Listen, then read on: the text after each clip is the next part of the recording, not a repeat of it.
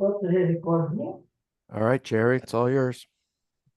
All right. Thank you, Sean. Did you want to do any introductions, or do you just want me to get started? Um, well, I think maybe wait until we get to the part where there's something about the organization in your slideshow. Okay, very good. But we did want to start out with a quick memoriam. Did you want to do that, or do you want me to do that? Go ahead if you want, Sean. John, go ahead. All right. Or maybe Fred can speak because he's been the leader for a lot longer. Fred, do you want to say something about our team members yes. we lost? Yeah, this is Fred, and I would like to pay tribute and recognize two of our departed this year uh, volunteers who have done exceptionally uh, great public service to us, to VITA, the community, and the public in general. So we would like to recognize Bernard Hartberg and Marilu Jobber, who have been with us for quite some time as a volunteer for St. Killian VITA. As let's leave a moment of a minute silence of thought and prayers for them, if everybody else would say so. Let's do it now. All right. Thank you, Fred. Thank you.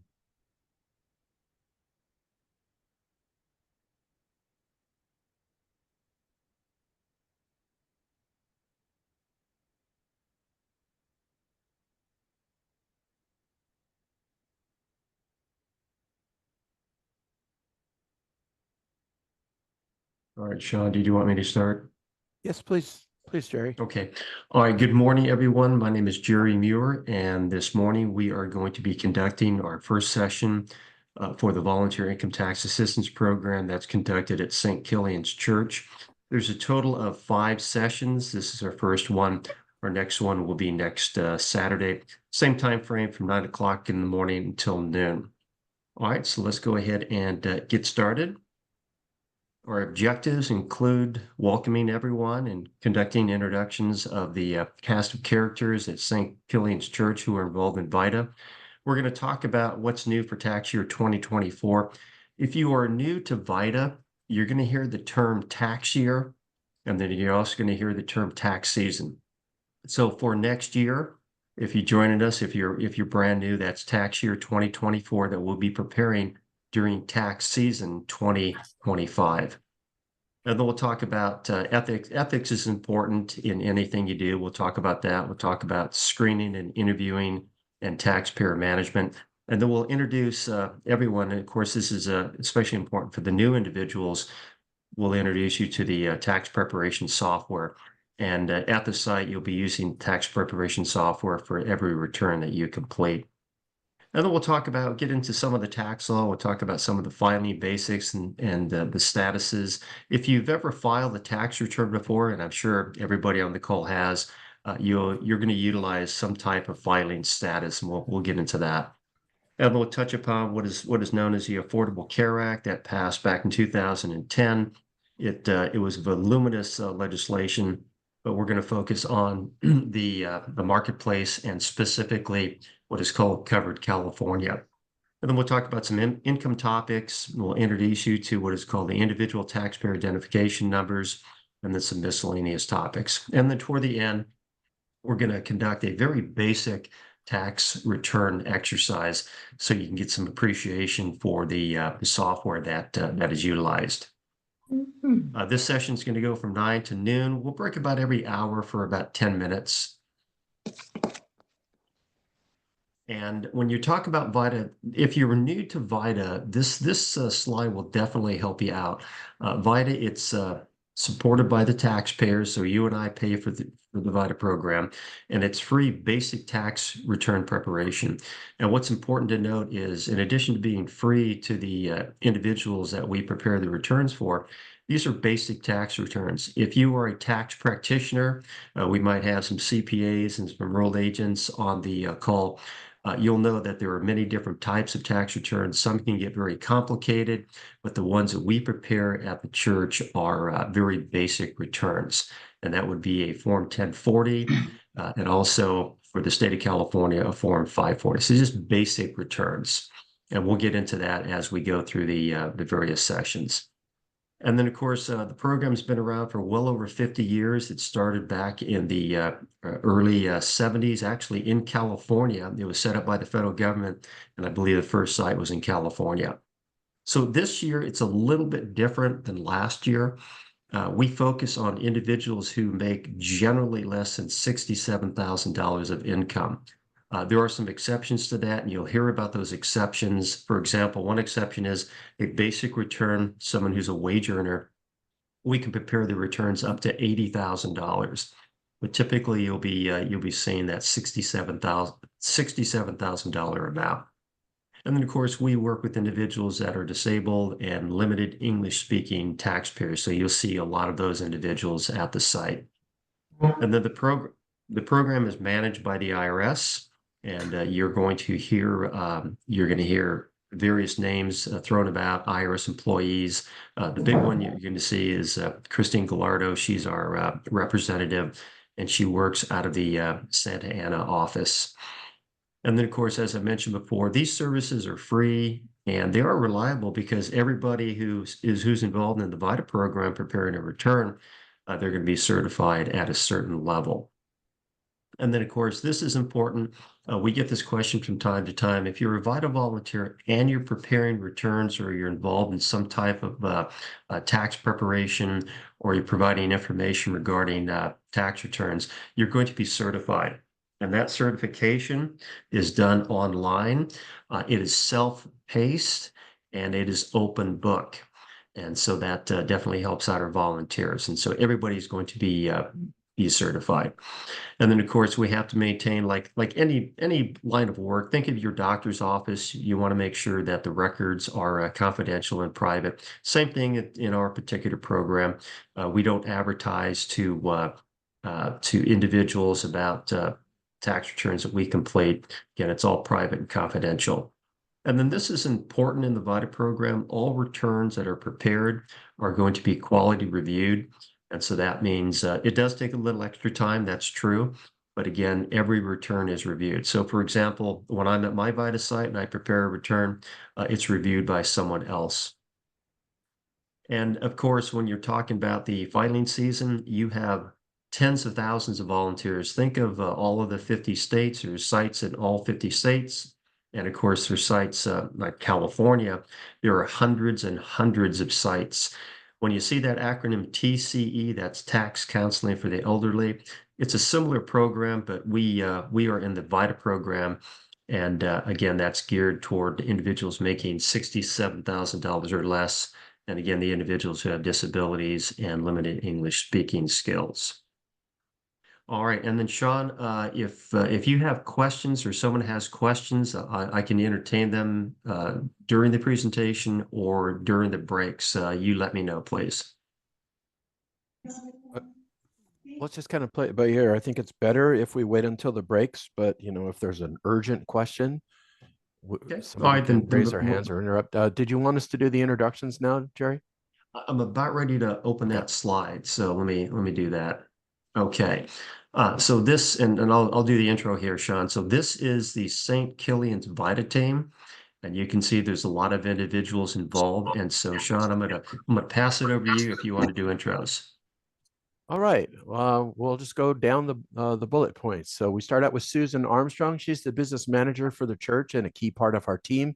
Although you don't see her a lot of the tax prep, this is an activity that actually goes on all year long, applying for grants, interacting with the IRS and the United Way. So Susan probably puts in more hours than anyone else on the team. Fred Ramos, he's going to be our recruiting site coordinator. He's been with the program since the very beginning, going on 14 years now. Christine Gallardo, she's our IRS consultant up in Santa Ana, as Jerry already mentioned. and we interact with her behind the scenes quite a lot. She may come out to, well, she will come out to the site at least once a month for an on-site audit. All right. Let's see. And then a reminder, everyone, please, unless you have a question or something, let's keep you muted. So, because if we have 100 people talking, nobody can hear anything. So Teresa Jackson is our United Way Orange County coordinator, and another important organization that supports us with money and all kinds of other support, signs, coordination with volunteers from all around Orange County, and they also can direct customers our way. A lot of folks on the training call today don't actually work at St. Killian's, but there are partners from around the county, from the United Way, and we even sometimes get people as far away as San Francisco attending our training. It's fine with us. We're just here to help and assist as much as we can. So on the on-site people now, we've got Mel Alfonte is going to be our site coordinator this year. Mel's again been involved with the program since way back at the beginning. And he agreed to step up this year because I had to move to the snow for some reason. Robert Andrews is going to be assisting him as our assistant site coordinator. He was assistant last year. Most of you met Robert, and probably he's going to be site coordinator one of these years. I was site coordinator last year, but I'm in Minnesota now, so I'm going to be the remote coordinator this year. Anybody wants to come up and play in the snow can visit me. Otherwise, I'll be managing all the virtual tax coordination that we do during the week with the drop-off returns. And then I'll also be taking care of the training and some of the behind-the-scenes paperwork. Emily Itak is our administrative support on site, and she's going to be doing e-filing for us again, as she did last year. Did a great job with that. Almost 500 tax returns filed at our site. Art Leoncio is going to be our public relations coordinator, helping us interact with the city and other entities to get advertising and help drive those customers in. Steve Loretto is our IT site coordinator, and he's helping keep all those computers going and our on-site network and security. Damian Thomas is supporting him. As you know, or those of you who've been in the program for a while know, Steve has a job on Saturdays, so he can't be there all the time. And Damian has been quite a big help to us on site with virtual tax support, scanning the drop-off things so that we can coordinate at-home tax preparation. John Nagy is going to be our on-site tax advisor and providing oversight, questions that may come up about scoping and so forth. Adela Ensley is going to be doing some of the same on-site tax advising and oversight. Evelyn Arias is going to be our research and support coordinator. She's been site coordinator. Adela's been site coordinator for a long, long time, which is amazing because they're both just 29 years old, but still going at it. Jerry Muir is going to be our master tax trainer. He's retired from the IRS and he's now an enrolled agent, tax advisor, and professor over there at Coast Community College. And I'll turn it back over to Jerry. Okay, thank you, Sean. So that again, that is the cast of characters for the VITA team. A couple points: when you see the acronym SPEC, that is a department, if you will, within Taxpayer Services and Operating Division at the IRS, and SPEC stands for Stakeholder Partnerships, Education, and Communication. And they do a number of things, and one thing they do is they administer the VITA program nationwide. Okay, and then Sean, Jerry, my screen Jerry, can I froze, mention- so we'll There's one bullet unfreeze point it you left off there, Jerry. Can I mention? and All the other volunteers. So, you know, we got all these people being the chiefs, but we're not doing 500 tax returns. So there's plenty of volunteers doing tax preparation, greeting our folks, providing support, whether it's IT support or administrative support. And we've got a lot of new volunteers this year. There's about 20 people signed up. Just wanted to welcome all of you to the program and a big thank you to everyone who's supported us over the years. You guys are really the key to the whole program. Without your volunteer efforts, helping out your neighbors, none of this would happen. So you're the team that matters. All right, thank you, Sean. Okay. All right, so we are going to introduce you to some of the mechanics, if you will, of the VITA program. As I've mentioned before, everybody has to certify. And so you're going to become very familiar, maybe not today, but certainly during the next few sessions, you can become familiar with the IRS, what is called Link and Learn program. And what that means is there's training material, we'll train you, and eventually you'll sit down in front of a computer.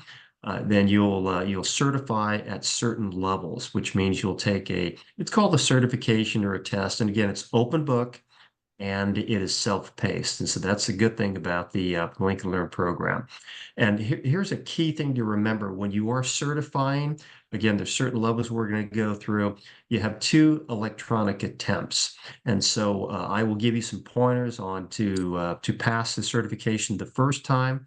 And then that way you're not in a panic trying to certify a second time. And then, of course, the practice lab. This is when you think of software, there are many different types of software. I think the last time I looked, there were 27 companies in the United States that sold software to practitioners and people who wanted to use software. The Internal Revenue Service, they contract with TaxSlayer Pro, and so that's the platform that we use to prepare tax returns. And returns are prepared electronically. The vast majority of those returns are submitted to the IRS electronically. And then, of course, this document toward the bottom of the screen, and we'll open that up in short order. This is an IRS publication. It's revised every single year, and this is really your go-to document at the VITA site. It has information pertaining to, I'm talking about the publication 4012, information pertaining to income, deductions, and credits. It also has screenshots. It has all sorts of information in it. So for example, when I'm at a VITA site as a site coordinator or as a preparer, and a question comes up that I'm not quite sure, then typically I'm going to go ahead and open up that 4012, go to the section in the 4012, and then find the answers. So it's a pretty good document. It's a rather thick document. You'll get a hard copy at the VITA site. And as it says down there, it has been published for tax year 2024. Okay, and then this is a busy slide, but obviously in any program, you have to have standards of conduct. You got to have protocol. And so I'll just kind of run through this real quick. We do follow certain site requirements that are at the bottom of the screen. And then our second standards of conduct, we don't ask for payment. This is a free program. And so there's no payment. Every once in a while, people will try to give you money. Simply say, no, thank you. Now, if somebody wants to make a donation to the church, they certainly can do that, but we're not going to solicit donations for the VITA program. So again, we don't accept payment. This is a free program. And then as far as business, we recognize there are individuals in the program. Like, for example, I'm a tax guy, among other things. I have a tax business, and I don't solicit business from the VITA customers. That's something you don't want to do. So if you're selling insurance or you're selling clothing or shampoo, you don't want to solicit business from your VITA clients. It's something that goes against the standards of conduct. And then this is another thing. When you're talking about tax preparation, whether you are a tax attorney or whether you're a CPA or whether you're a VITA volunteer, you're going to make a mistake. And that's just the way it is. And so when you make a mistake, there's a thing called an amended return. We'll fix that mistake. Of course, we don't want people to engage in nefarious conduct. So that means you're not going to prepare a false return. That's something you don't want to do in the VITA program. But if you make a mistake, it's going to happen. So mistakes will be fixed by that amended return. And then the conduct number 5, it says don't engage in criminal, infamous, or dishonest conduct. It's really the golden rule. You want to make sure you're engaged with your client in an appropriate way. And again, if mistakes are made, mistakes are made. But we're going to go ahead and use dignity and respect when we're talking to and working with our clients. And then, of course, we also want to be courteous and respectful. We don't use profanity at the VITA site, and we don't try to intimidate people. Again, the golden rule: treat people like you want to be treated. And then the site requirements, this is something that your site coordinator is going to focus on. And there's certain things that the site has to adhere to, because what does happen from time to time, you'll have an IRS employee that will visit the site and conduct a review. And so these are the things that we have to adhere to. Our folks have to be certified. Now, if you're making coffee at the site and that is your only function, then you do not have to be certified on tax preparation, i.e. the basic or the advanced module, but you have to be certified at a certain level. So certification, like for example, the site that I run, I work at a college, everybody's certified to a certain level. So again, there's certification that has to be completed. The intake and interview, if you're an accountant, or if you've ever wanted to be an accountant, there's a thing called a lead sheet, and the interview and intake sheet, that is really a lead sheet. And that's changed significantly for this tax year. We're going to talk about that, not only this session, but other sessions. And the intake and interview sheet, this is an opportunity for the taxpayer to provide information to us. We'll perfect that lead sheet, and then we'll use it along with other documents to prepare the return. And then we do ask for photo identification. This is typically not an issue with individuals, whether they're young or they're seniors. The vast majority of people have some type of a government issued ID, whether it's a state ID, whether it is a driver's license, a passport, whatever the case is. And then some people don't have social security numbers. And what that means is they'll come to the site, and they most likely may have what is called an individual taxpayer identification number. But most people do have socials, or they have that ITIN, which we're going to talk about also. And then reference material. Typically, your publication 4012 that we talked about is going to be your go-to document, but there's other reference material to include the IRS publication 17, which we're going to talk about. But reference materials, typically, they're going to be in a hard copy format, i.e. the publication 4012, and a lot of the other documents are going to be in electronic format, which is acceptable. You just want to make sure you have that available electronically. The volunteer agreement, we will talk about this in great detail in the next couple sessions, to include this one. That volunteer agreement is really a contract between the volunteer and the site and the IRS. Excuse me. So the volunteer agreement, it's called a 13615. It has your contact information, so the site coordinator can contact you. And then really what you're telling the IRS, what you're telling the site coordinator, that you're going to adhere to the volunteer standards of conduct, and you're ready to work when you can. This is something that, again, really geared toward the site coordinator and the electronic return originator, i.e. the person who is electronically preparing a return. When we take in a client and we prepare a return, then typically what happens, there's going to be a submission, electronic submission of that return to the IRS. And that's going to be done timely. It's not going to be done in a week or two, typically be done either that day or within a couple days. And that's something that the IRS will check in their review. You'll see these posters, various posters that'll be up on the wall at the VITA site. One of them is civil rights. So we don't discriminate against individuals because of race, religion, things like that. Now, as far as income, yes, we will discriminate against income. So if someone comes to a VITA site and they have $300,000 of income, then we absolutely will discriminate against them. I will say you're outside of the scope of the program.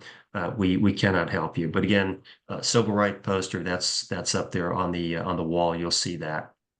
Here's another thing that you're going to be familiar with, although again, they're really geared toward the electronic return originator and the site coordinator. This is a site identification number. And what's really important in any line of work are metrics. And so one big metric in the VITA program is the number of returns that are prepared and successfully transmitted. And then each and every one of those returns, whether it is submitted electronically or via paper, there's a site identification number that is assigned to St. Killian's. And then, of course, St. Killian's is going to get credit for those returns that are prepared with the site identification number on it. And then the EFIN, this is something you're not going to concern yourself with unless you're the site coordinator or the electronic return originator. That's a number that's assigned, and it will appear on or in the software. And then security, this is something where we're going to maintain security and privacy of the records. So we're not going to leave things laying around. We're not going to take it home unless people know about it. And then if you do take records home, because you've been assigned to do that, you want to make sure that you keep it under lock and key when you're done with those returns or those records. And then eventually records are returned or in some cases destroyed. Okay, so that's the volunteer standards of conduct and quality site requirements. And now let's jump into scope of service. You'll hear this term again and again and again, because again, we prepare basic tax returns. I've been at sites where people come in and they wanted a gift tax return to be prepared. And so we simply tell them that's outside of the scope of what we do. We prepared basic tax returns.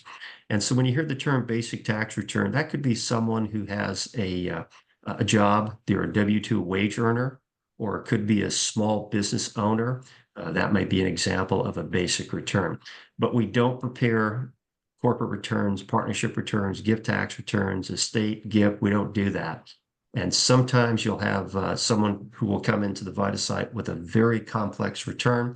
And then once the greeter or someone else determines it's outside of scope, they'll inform the taxpayer, I'm sorry, your return is outside of the scope because we, again, prepare only basic tax returns. And typically, when you're at a VITA site, your site coordinator is not a shy person. Like when you come to my site, I'll be respectful, but I'm not a shy person. I'll look people in the eyes and say, this is clearly outside of the scope of service, so we cannot help you. And then, of course, that begs the question. People say, well, who can help me? Well, you have options. Everybody has options. So one option is if you can't get assistance at a VITA site because you're outside of the scope, then you would go perhaps maybe to a professional tax preparer. And we're not going to recommend a particular person. We're not going to say go to Maria down the street or go to Robert down the street. We'll simply say there are many options. And one option is what is called a California Tax Education Council. And these are registered tax preparers. So these individuals have registered, they've submitted their fingerprints, they purchased a surety bond, and the state of California then says, okay, you can now prepare returns for compensation. And so you'll see CTEC preparers. In fact, we have some CTEC preparers at our VITA site at St. Killian's. However, they're in a volunteer role and they're not preparing returns for compensation because we don't do that at the VITA site. It's a free service. And then another type of preparer that you'll see are enrolled agents.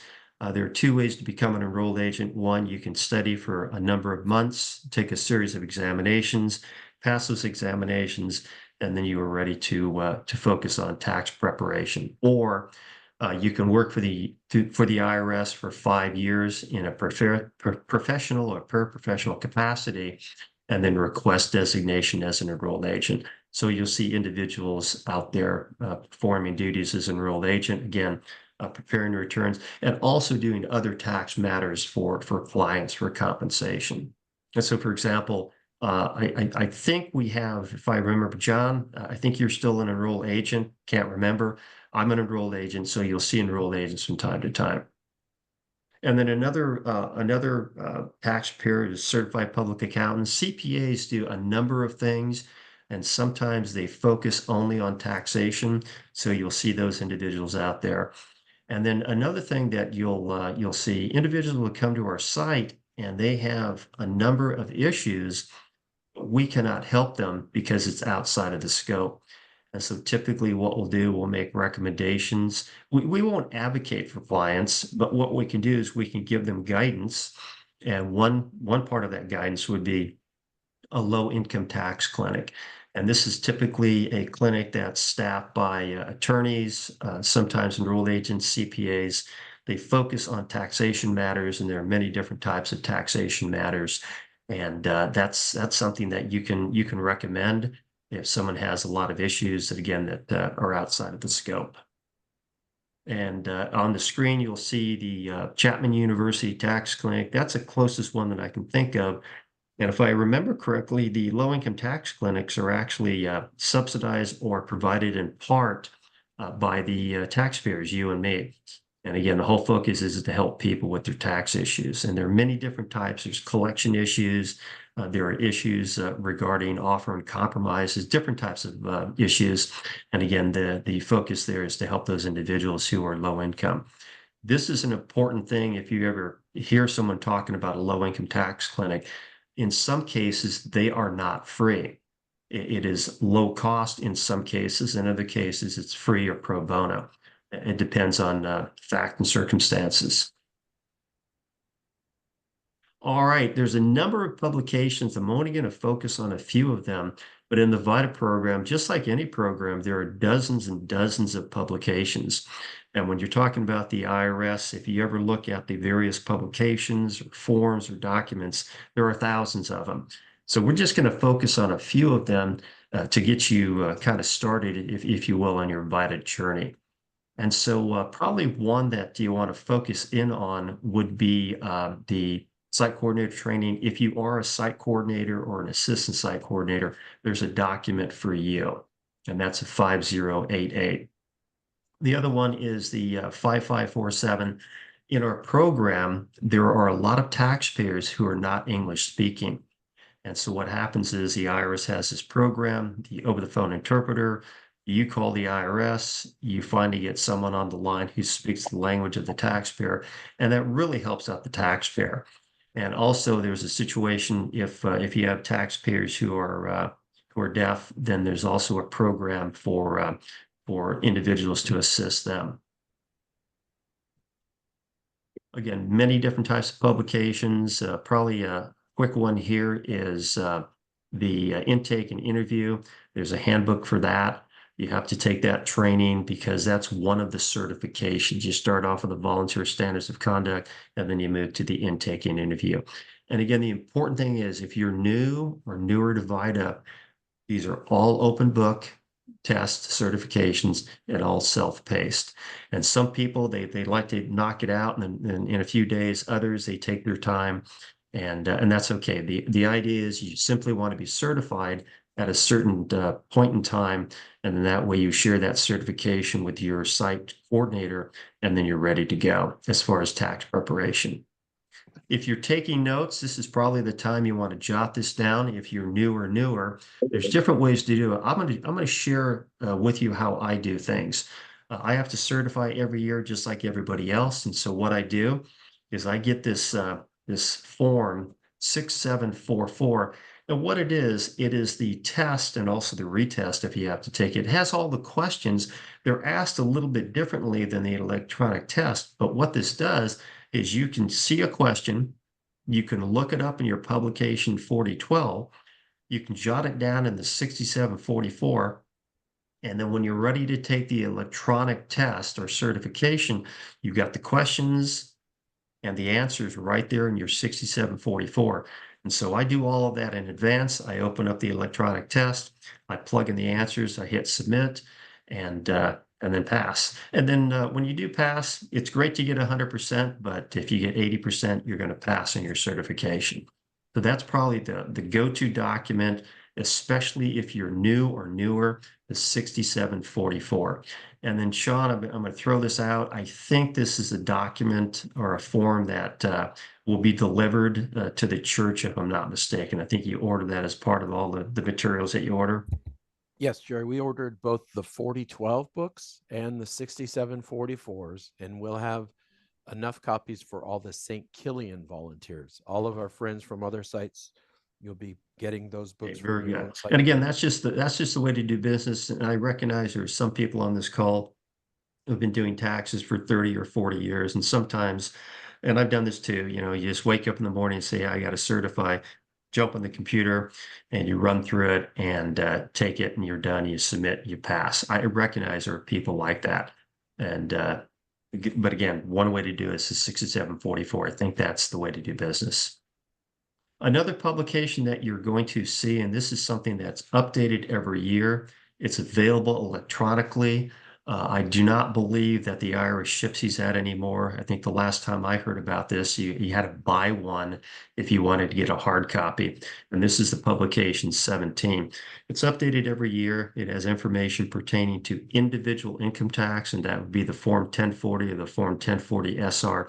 The 1040 SR is going to be for seniors, and you don't have to worry about that because when you enter data into the software, part of that data is the age of the taxpayer. And so if someone, let's say, is 70 years of age, then automatically a 1040 SR will be generated. It simply is larger font when you print it out, and it's geared to help out seniors. But again, going back to publication 17, it's updated every year. It's only for that individual tax return, and it has income pertaining, or excuse me, it has information pertaining to income, expenses, and deduction. And this is the important thing about the publication 17. It will refer the user to other IRS publications. And sometimes you just have to go to another publication to look it up. You may have a fact pattern that is something that's not addressed in the Pub 17, but it would be in another IRS publication. And if you've been around the tax world in any time, there are many publications, and sometimes you got to drill down to one to find your answer.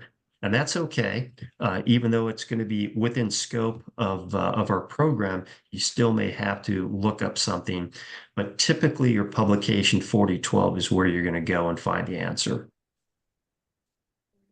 And then another publication, this is useful. I use it in my classes. Sometimes people have never prepared a return by hand. So typically in my classes, we do that one time so people understand the mechanics. And the instructions to the Form 1040 show you how to prepare a return by hand if you need to, again, for instructional purposes only. And then it also has the income tax tables. And a lot of times I'll get this in my practice. People say, Jerry, why do I have to pay this amount of tax? I said, well, because you've got taxable income. And of course, income tax is based on that taxable income. They go, well, where is that? Well, I used to say, well, it's in the computer. They go, well, that's not good enough, Jerry. Where's it at? That's easy. Go to the instruction booklet and you'll see the tax tables and the tax schedules. And I've done that a few times, and it wows the client. But again, that's something you can do if you need to. And also, the earned income credit tables are also in there. When you hear the term earned income credit or the earned income tax credit, this is a refundable credit. There's a federal one, and there's a state one. And sometimes your VITA clients are going to get both. And in some cases, maybe the first time you prepare a return, you're going to say, did I do this right? Because the client's going to get $8,000 or $10,000 back in earned income tax credit, both federal and state combined. And that's going to be correct because it's a very generous credit for low income taxpayers. But again, the instruction booklet's yet another item that you can refer to. And typically in my site, I work at a college as a site coordinator. The publication 4012 is where I go to. I spend a little time in the publication 17 and sometimes a little time in the instructions to the Form 1040. Okay, and then obviously the Form 1040, if you've been around the tax world, this has changed dramatically over the years. It changes every single year because when you're talking about federal taxes, you have changes, and sometimes the changes are significant, and sometimes they're moderate. And so if you were around the tax world in 2018, we applied what is called the Tax Cuts and Jobs Act of 2017, and the tax return changed dramatically. So again, when you look at the Form 1040 for 2024, there are changes in that. Let's see, another document. Anytime you're going to take a test, obviously, you want to have some type of lecture notes. You want to have some type of reference that you can read. And so before you take the standards of conduct training or certification, there's a publication that you'll review. And if you've been in the VITA world any length of time, typically you know that volunteer standards of conduct test or certification usually takes maybe, I think it takes me 10 or 15 minutes to take, if that. But it's still a good idea to have that publication available so you can at least do the executive summary and then successfully pass that short certification for the volunteer standards of conduct. And then the next publication, the 5101, that's the training for the intake and interview, and also the quality review, because all returns are quality review. And so again, when I'm working with brand new VITA volunteers, they go, Jerry, where do I go to get this material? And this is where you would go. You can go to the IRS website, you can Google that, and you can find the 5101. And then there's different types of models. Typically, and I'll speak to what I remember from the VITA site at St. Killian's. We have face-to-face interaction, and that's a lot of the tax preparation. Sometimes you'll have a taxpayer come and says, I can't wait for a couple hours.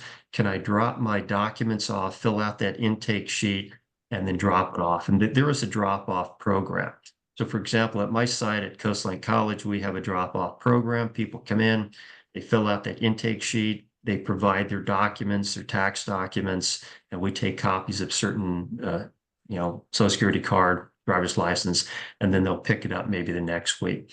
But a lot of times it's a face-to-face tax preparation. The taxpayers will wait, and they're involved in the process, but they're typically there, again, face-to-face.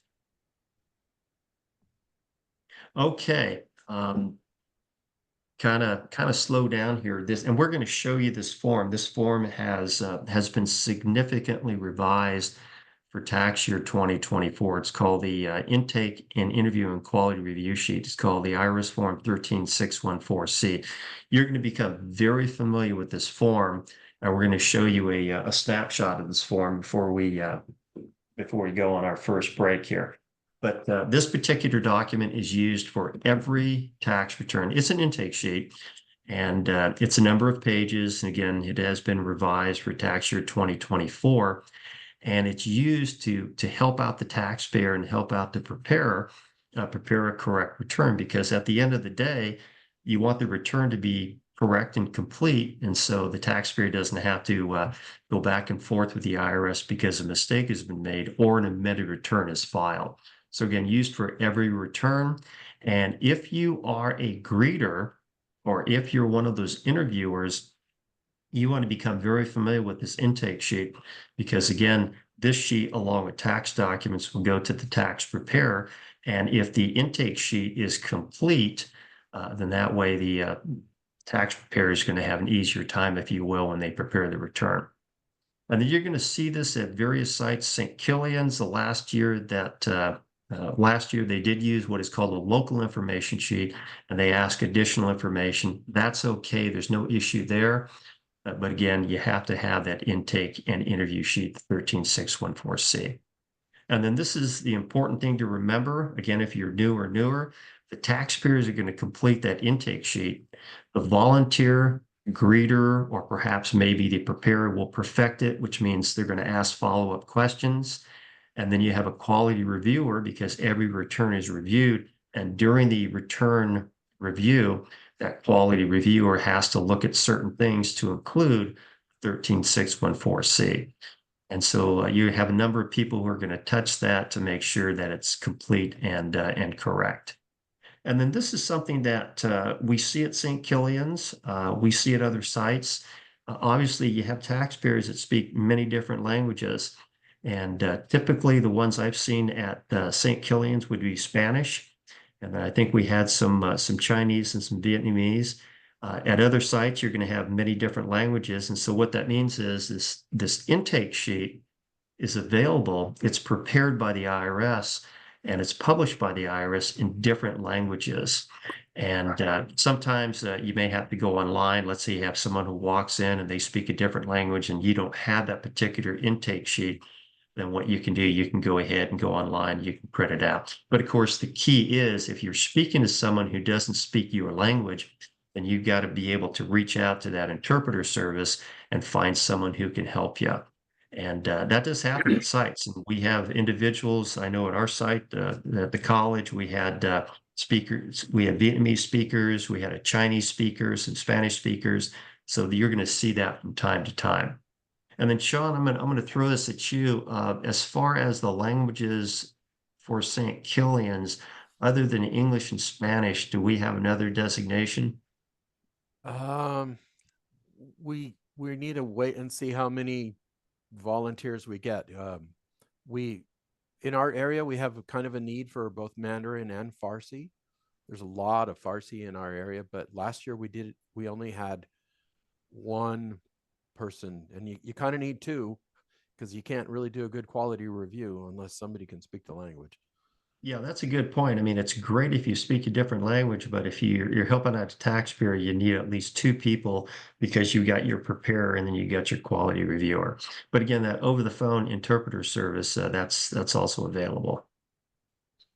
Okay, and Sean, I think at this point, what I'm going to do, I'm going to go ahead and bring up the 13614C, at least the one for this current year. And I'm going to check with you, Sean, and make sure that that you can see this form. Let's see here. Let me load it up here. See a lot of happy faces right now. I heard happy faces. Yeah.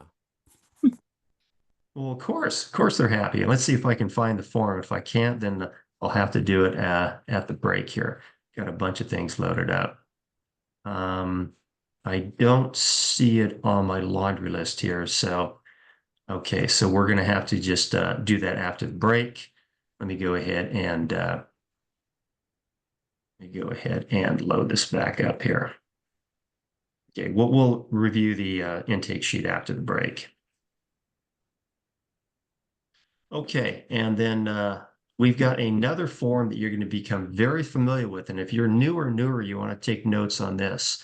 And so what happens is when you certify online, your certifications will be auto-populated on this form 13615. This is the Standards of Conduct Agreement. This is your VITA agreement. Page 1 has the information pertaining to the standards of conduct, the volunteer site requirements, all of that. And then when you go to page 2, which we're going to show you, this has the information, the administrative information from you. And then also if you're a professional, then your professional designation. So you can get what are called credits or CE credits for the work that you do in VITA. And this is something, if you are a CTEC member, and we do have a number of CTEC members in the VITA program, you can get continuing education credit by becoming a member of VITA and preparing returns. And if you're teaching, you can also get additional credits. And so again, that's at CTEC. If you're an enrolled agent, same thing, you can get credits. And if you are a CPA, same thing, you can get credits. And I think I'll show that one after the break too when we come back. Here's another publication that you'll bump into, and this is the IRIS publication 525. When you're at the site, you're going to have questions that will be asked of you, and these are going to be within scope. And you're not going to be able to address it based on the information you have. So you're going to jump into the 525. And so, for example, someone says, I've had some type of court award. I received a court award, and then you're going to start asking them, okay, well, tell me about your court award. And they'll say, well, that court award was for this and was for that. And you say, well, you know something? I got to look that one up. So if you can't find the answer in the publication 4012, you'll find it most likely in the IRIS publication 525. And that really does a really good job, especially about court awards and other things.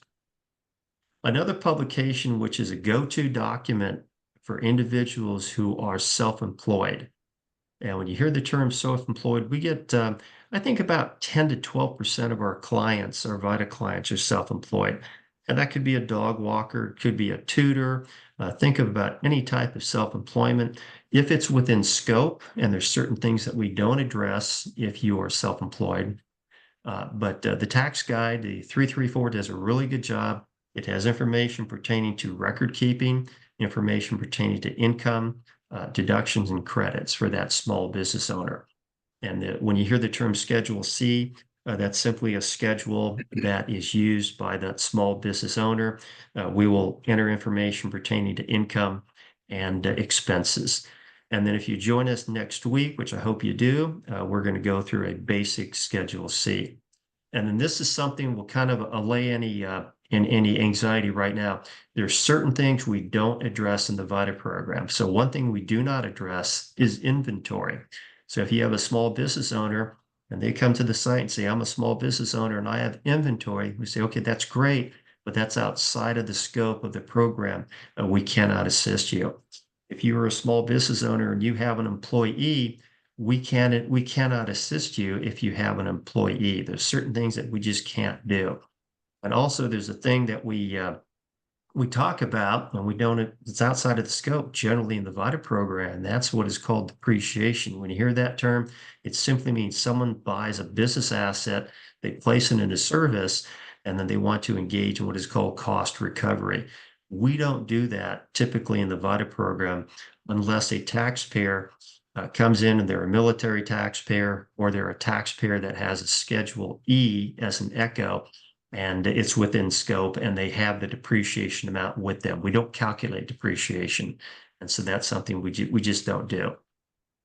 We already talked about the various types of professionals. And if you are a professional tax preparer, again, we know we do not troll for business at the VITA site, but you can get continuing education credits if you volunteer, or if you're one of the instructors, you can get that. And so that's helpful, because if you're a professional, you have to have so many continuing education hours as a professional.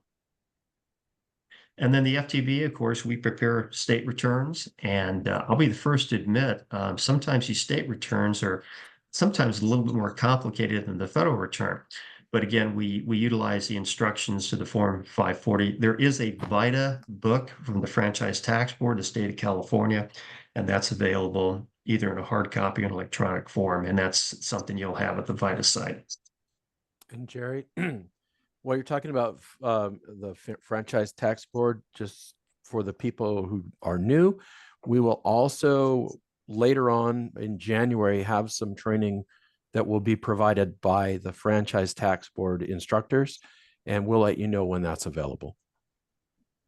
Okay, great. And yeah, the Franchise Tax Board, they do a pretty good job. In fact, I just attended some training yesterday on that, and some materials already coming out. So when you talk about the Franchise Tax Board, state of California, this is another thing regarding VITA returns. We do not prepare returns from other states. And so if someone comes in to go, in 2024, I lived in New York State, we say, okay, great. And now you're in California. Okay. We cannot prepare a New York State tax return. That's outside of the scope. So we prepare federal returns, and we prepare resident California state returns. And that's our focus, if you will. So we're not going to prepare a part year return or an out-of-state return. The top item there, this is probably the best resource that I have seen, other than getting the big, thick book of the Revenue and Taxation Code. The site maps, this is prepared by the Franchise Tax Board, and it has information pertaining to income, credits, and deductions pertaining to, obviously, California returns. And it's a great source of information. And then another thing you're going to bump into, and we will have this later on in the training, we have the head of household filing status. And a lot of our taxpayers, they are head of household, so they meet certain requirements. And so a lot of times you're going to jump back into the California return. You're going to visit that California form 3532 for head of household filing status. And then we will talk about the Affordable Care Act. And when you hear that term, that means for California residents, you got to have some type of health insurance unless you meet an exception. And then you'll hear me use that term again and again. We have what is called a general rule, and then we have the exceptions. So I like to tell it this way. In the state of California right now, if you want to become a licensed attorney, the general rule is you're going to go to college, then you're going to go to law school, and then you'll take and pass the bar examination. That's a general rule. The exception to the general rule is you do not have to go to college, you do not have to go to law school, but you do have to study under an attorney for quite a long time and then pass the bar examination. So that's what is called an exception. So in the tax world, both federal and state, you have the general rule and you have exceptions to the general rule. So we'll be talking about that. But generally in California, you've got to have health insurance. And if you don't, then you may have to pay a penalty. And then this is a document that this will be used by your site coordinator and maybe by you once in a while during the season. The state of California sometimes does not agree with federal tax law. And I'll give you an example. So, for example, on your federal tax return, you're going to pay income tax on unemployment compensation. On the state of California, the Form 540, California does not tax unemployment compensation. And so that is what is called a non-conformity, or California does not conform to the federal government when you're talking about unemployment compensation. Let's talk about conformity. For most wage earners, this is the general rule. If you're a W-2 wage earner, you're going to report your wages on your federal return, and then you're going to report it on your California return. And that would be a conformity issue. And yes, there are certain exceptions, but again, that's the general rule. So the publication 1001, it's written in pretty easy to read language, and it's just a treasure trove of issues that California does not agree with the federal government.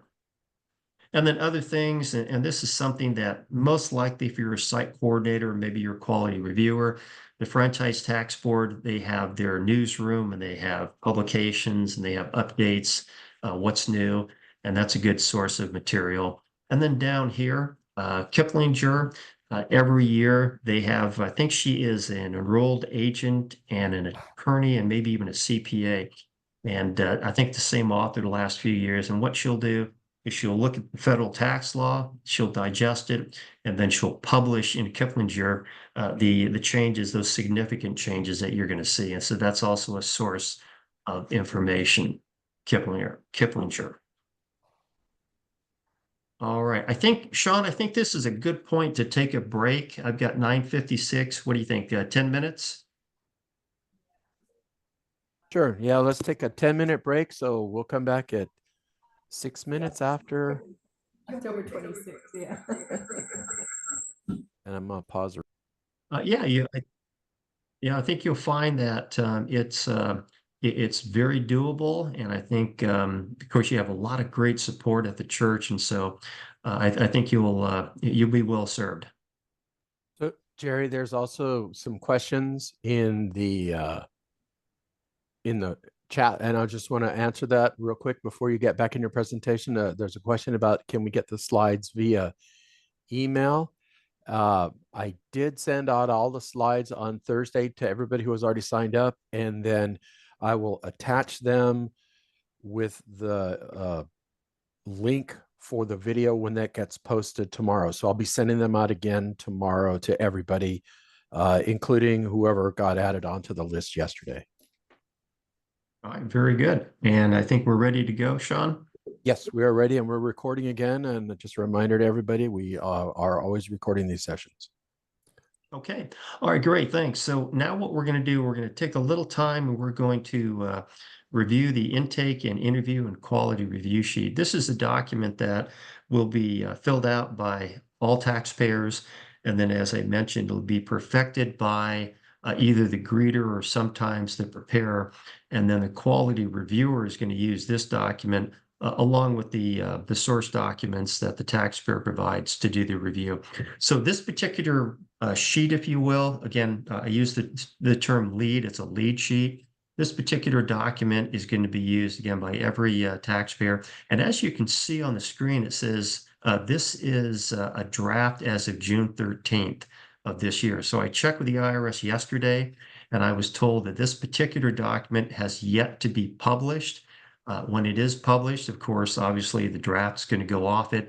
It'll probably look very similar to what we're looking at right now. But I want to kind of give you an idea what the changes are for tax year 2024. So if you go to the very top, it talks about these are the documents the taxpayer needs. So when they come to the site, they're going to bring with them, typically in a hard copy format, sometimes an electronic format, documents such as the Form W-2, or maybe they've got some stock transactions. That would be the 1099-B. So there's different documents they're going to bring with them. And then generally, your taxpayers are going to have their Social Security card. If they show up at the site with a For example, an SSA 1099, which has a Social Security number on it, that will suffice vice a Social Security card, but typically we want them to have their socials. The I-10, that's an acronym, the Individual Taxpayer Identification Number. You have certain taxpayers, different terms are used. One term is undocumented, and perhaps you have an undocumented individual who has a U.S. tax obligation, and they apply for an I-10. They're issued an I-10, and then they use that to file a U.S. tax return. And then picture ID, this is typically not an issue. I've been doing VITA in some form or fashion for about 34, 35 years. And I don't think, and again, I recognize it may happen. I've never bumped into a person who didn't have some type of picture ID. And so again, you're looking for some type of government issued ID for the taxpayer. And then let's get into the nitty gritty, if you will. And so they're going to fill out their information. There's no Social Security number space on this form. I don't think there has been. But again, the information, and this is really important. We want to make sure the taxpayer fills it out legibly. We need date of birth because when you're preparing a tax return, you're going to need the date of birth for the taxpayer's spouse, if they're filing a joint return, and then of course if they've got kids. So we need dates of birth. Mailing address, wherever they want their mail to go. Capturing a phone number and email address is very important because what happens is taxpayer leaves the VITA site and we've got to reach them for various reasons. Perhaps maybe there's a rejected return, so we got to perfect it. We've got to ask some follow-up questions. So it's really important to get that contact information. And then you might just barely be able to make it out. It talks about are they a U.S. citizen or not? And so this, again, we prepare returns for U.S. citizens. We prepare returns for non-citizens. Again, one term is used as undocumented. But again, we want to capture that data. Legally blind, you're going to read in your tax material about the tax definition of blindness. And obviously, if someone is unsighted, that means they meet the tax definition. And the reason we're concerned about that is because if you are blind according to the tax definition, there is what is called an additional amount for the standard deduction. And so this data that we're collecting, that the IRS wants us to collect, there's a purpose behind it. And then this is, and I'll use my cursor here. A lot of people, they're getting their information stolen. And so the IRS has a program where it's called the Identity Protection Personal Identification Number, the IPPIN. We will talk about that a couple times in these various sessions. But if someone has an IPPIN, we can still file a return for them electronically. They're simply going to bring that information to the VITA site. And then this is something that a lot of people get worked up on. Digital assets, again, various terms to describe a digital asset: virtual currency, cryptocurrency. If someone owns digital assets, we can help them out at the VITA site. If they've sold or disposed of digital assets, that is outside of the scope of VITA. So these are things that you're going to see in the publication 4012.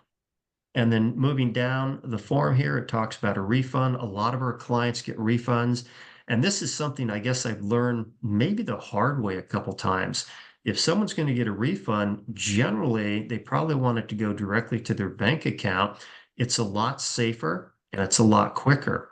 And unfortunately, sometimes people give us the wrong bank information, and we enter it into the software, and there's some type of reject. And what that means is there's no direct deposit.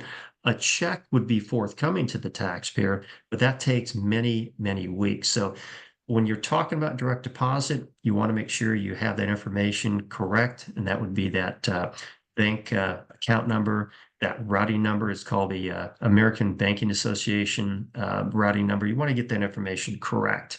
And of course, there'll be a quality review too.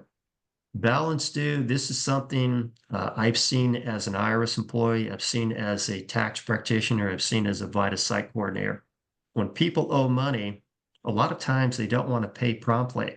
And so you want to encourage individuals, if they owe money on their tax, to pay what they can, to pay as quickly as they can, If they want to pay directly from their bank, then they can do what is called a direct debit.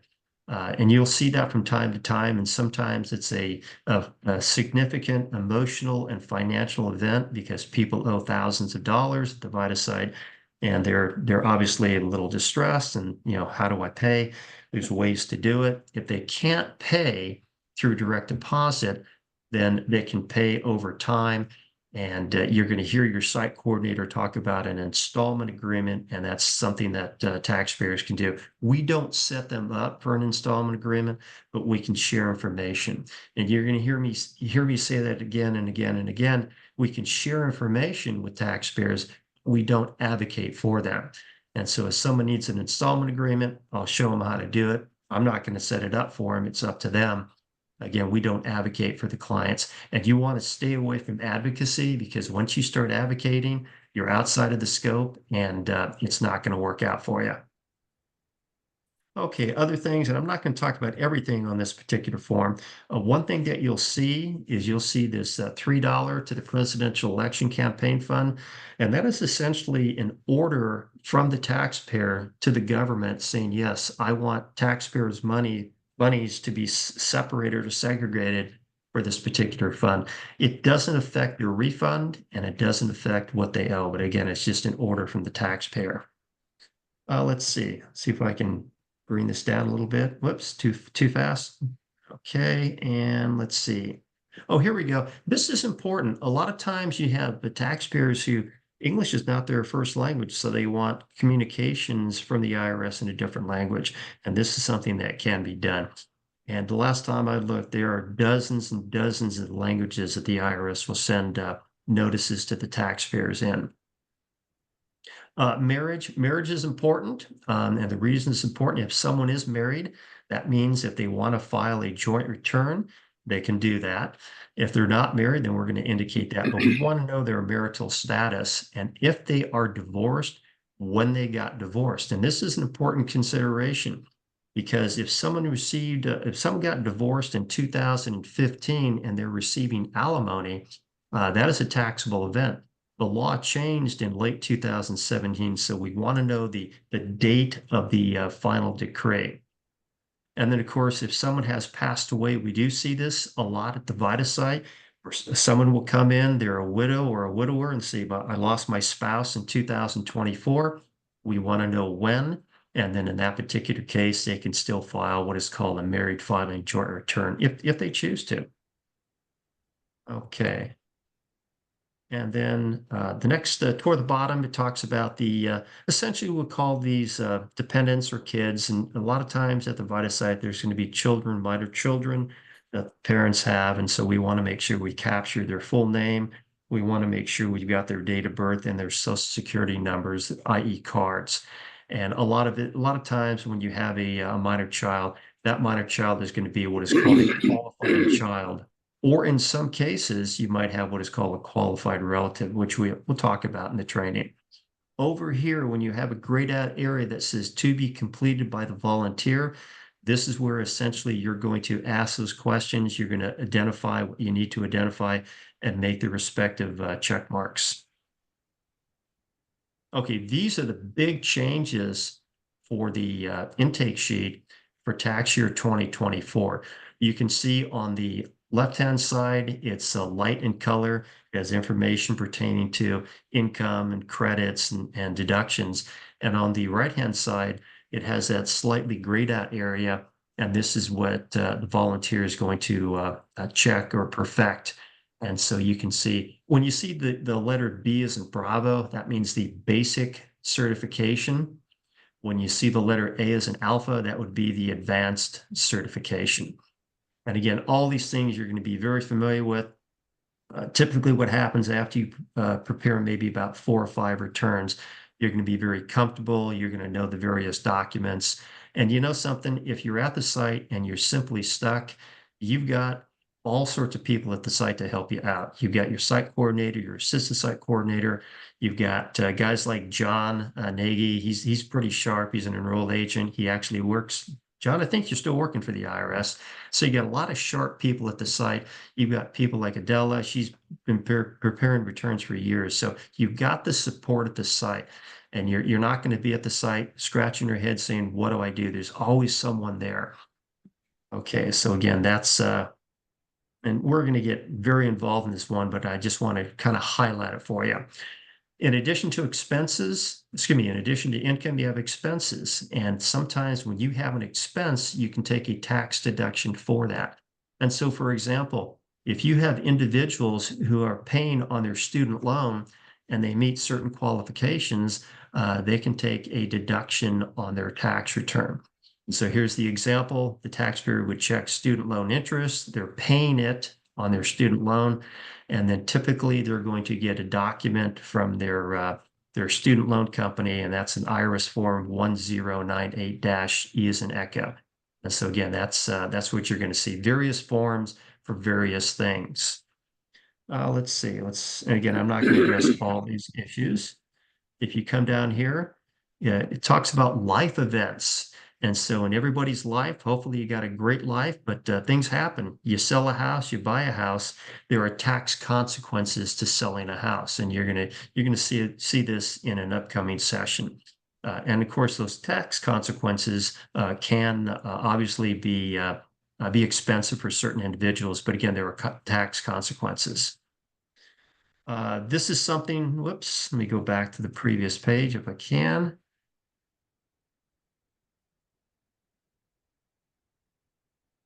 This is something that you're going to see and be asked, and this is when someone gets a letter from the IRS, and this happens all the time. I've seen this probably 1,000 times at least, and people will show you a document that they've received from the IRS, and I always tell people, okay, well, have you read it? Do you understand it? And a lot of times people say, no, I haven't read it. No, I don't understand it. So that's an opportunity. Again, don't advocate for them, but you can take a look at it. At my site, I'll look at it and I'll say, well, the IRS wants you to take certain action. And so this is my recommendation. But again, don't advocate, don't call the IRS and start representing them because we don't do advocacy in the VITA program, but we can provide information. All right, and let's go to the next page. And again, just reviewing. This is I guess you would call this the demographics page. And there's demographics that's collected by the IRS. You're going to enter data into the software program, but this is the demographics page. And the last time I heard, if someone does not want to provide demographic information, they don't have to. We'll still help them out. But again, this is an opportunity if they choose to provide demographic information. And that also includes information pertaining to how they speak English, whether it's well or not well or whatever the case is. So again, this form, I recognize it's a long form, and I recognize it's changed every year by the IRS, but this is the document that we want the client to fill out. It's going to take time. And then sometimes clients are going to sit there like, I don't understand it. And that's when that greeter, a trained greeter, or perhaps maybe a tax preparer will help them perfect this document or fill it out. Okay, I think that's about all I want to talk about on that one. I'm going to jump back to my PowerPoint, Sean, unless we have questions.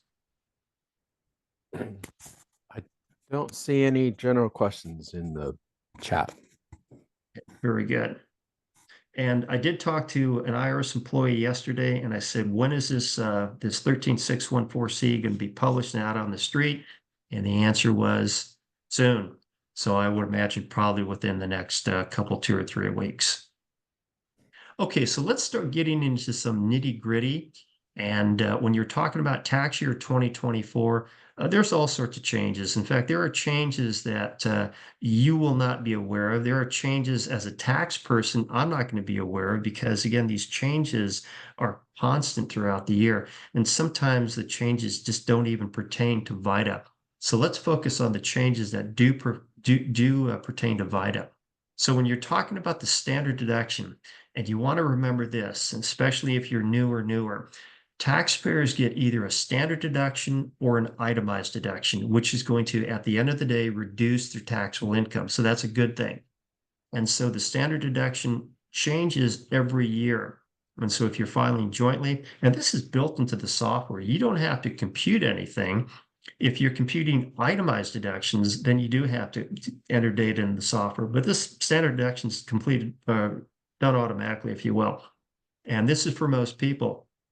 So the married filing joint standard deduction is a little over $29,000. And for single, it's going to be $14,600. This is an important thing regarding scope. Married filing separate returns are out of scope in the VITA program in California. And so when people come to the VITA site and they go, I'm married, but I want to file separately, the answer would be, I understand. We cannot help you here at the VITA site. You're going to have to go somewhere else, and that somewhere else may be a paid practitioner. And sometimes you're going to say, why is it? Well, the answer is very simple. We are not trained to prepare a married filing separate return. And it's not like we're being mean or anything, or we want to chase them away, but we have to stay within scope because I think my wife uses a great example. Are you going to go to a brake mechanic who has no training on preparing a brake? And the answer is, of course not. You're going to go to a trained individual who knows what they're doing. And so we are not trained on married filing separate. We just don't do it. So when we get that, again, we recommend you need to go somewhere else. And you have options. As a taxpayer, you have many options. And yes, sometimes at the end of the day, you're going to have to go to a paid preparer. But again, we don't recommend a particular paid preparer. And then head of household, that's another filing status. And typically you're talking about someone who is unmarried and they have minor children, and they're providing more than 50% for the household. And that standard deduction is almost $22,000. So these change every year. And again, it's built into the software, so you really don't have to think about it. And then when you talk about the tax rates, changes every year, sometimes a little bit, sometimes not. But you can see right here, your taxpayers, all of your taxpayers in the VITA program, I'd say the vast majority of them, they're going to be in a bracket or brackets, and their bracket is going to be starting at 10%, going all the way to about 22%. Now, you don't have to think about that because it's built into the software, but think of chunks of income that are taxed at a certain rate, if you will. And sometimes your taxpayers will say, well, what is this? And you say, well, that's the tax that you have to pay. And then you have to differentiate between what is called a tax liability and different types of tax. So for example, you have individual income tax, you have self-employment tax, you have different types of taxes. So when people ask me how much tax do they pay, I always ask them, well, which one do you want to know about? Do you want to talk about your total tax liability? Or do you want to talk about individual income tax? Or do you want to talk about self-employment tax? Again, it's all built into the system. And this is probably another thing that I recommend, whether you are a VITA preparer or you go into your business as a tax professional. You have to know the basics of the form. You don't have to be an expert on the form, but you got to be able to explain just the very basics to a taxpayer when they ask you, what's this? And then this is a big thing we see at the VITA program. This is the federal earned income tax credit. And this is a credit that is for individuals that have earned income. And so an example of earned income would be if you're a wage earner and you work at a job, then you have earned income. If you're self-employed and you have net income or net profit, that's earned income. And if you have earned income and meet other qualifications, you can get the earned income tax credit. If you have what is called portfolio or unearned income, that would be dividends and interest as an example, then you're not going to be eligible for EITC if that's all you have. But you can see on the screen here, the maximum credit, and again, you got to qualify. I think anything in life you got to qualify for. The maximum credit is $7,830. This is a big credit. And of course, in this particular case, they have to qualify. They got 3 or more kids. And so you can see this is just the federal credit. If you add the state credit on that, if someone qualifies for the maximum credit, you're talking about someone walking out the door with over $10,000 of refunds, and that would be both the federal and the state earned income tax credit. And so again, it's a big credit. And we have a lot of our clients or VITA clients that qualify. And then at the bottom of the screen, that QC is qualified children. You can see the maximum amount for someone who has 2 kids. It's almost $7,000. the amount for one qualifying child, it's a little over $4,000. And if you qualify and you don't have any kids, you can still get the earned income tax credit, and the maximum there is a little over $600. And see, these are some of the big changes for tax year 2024.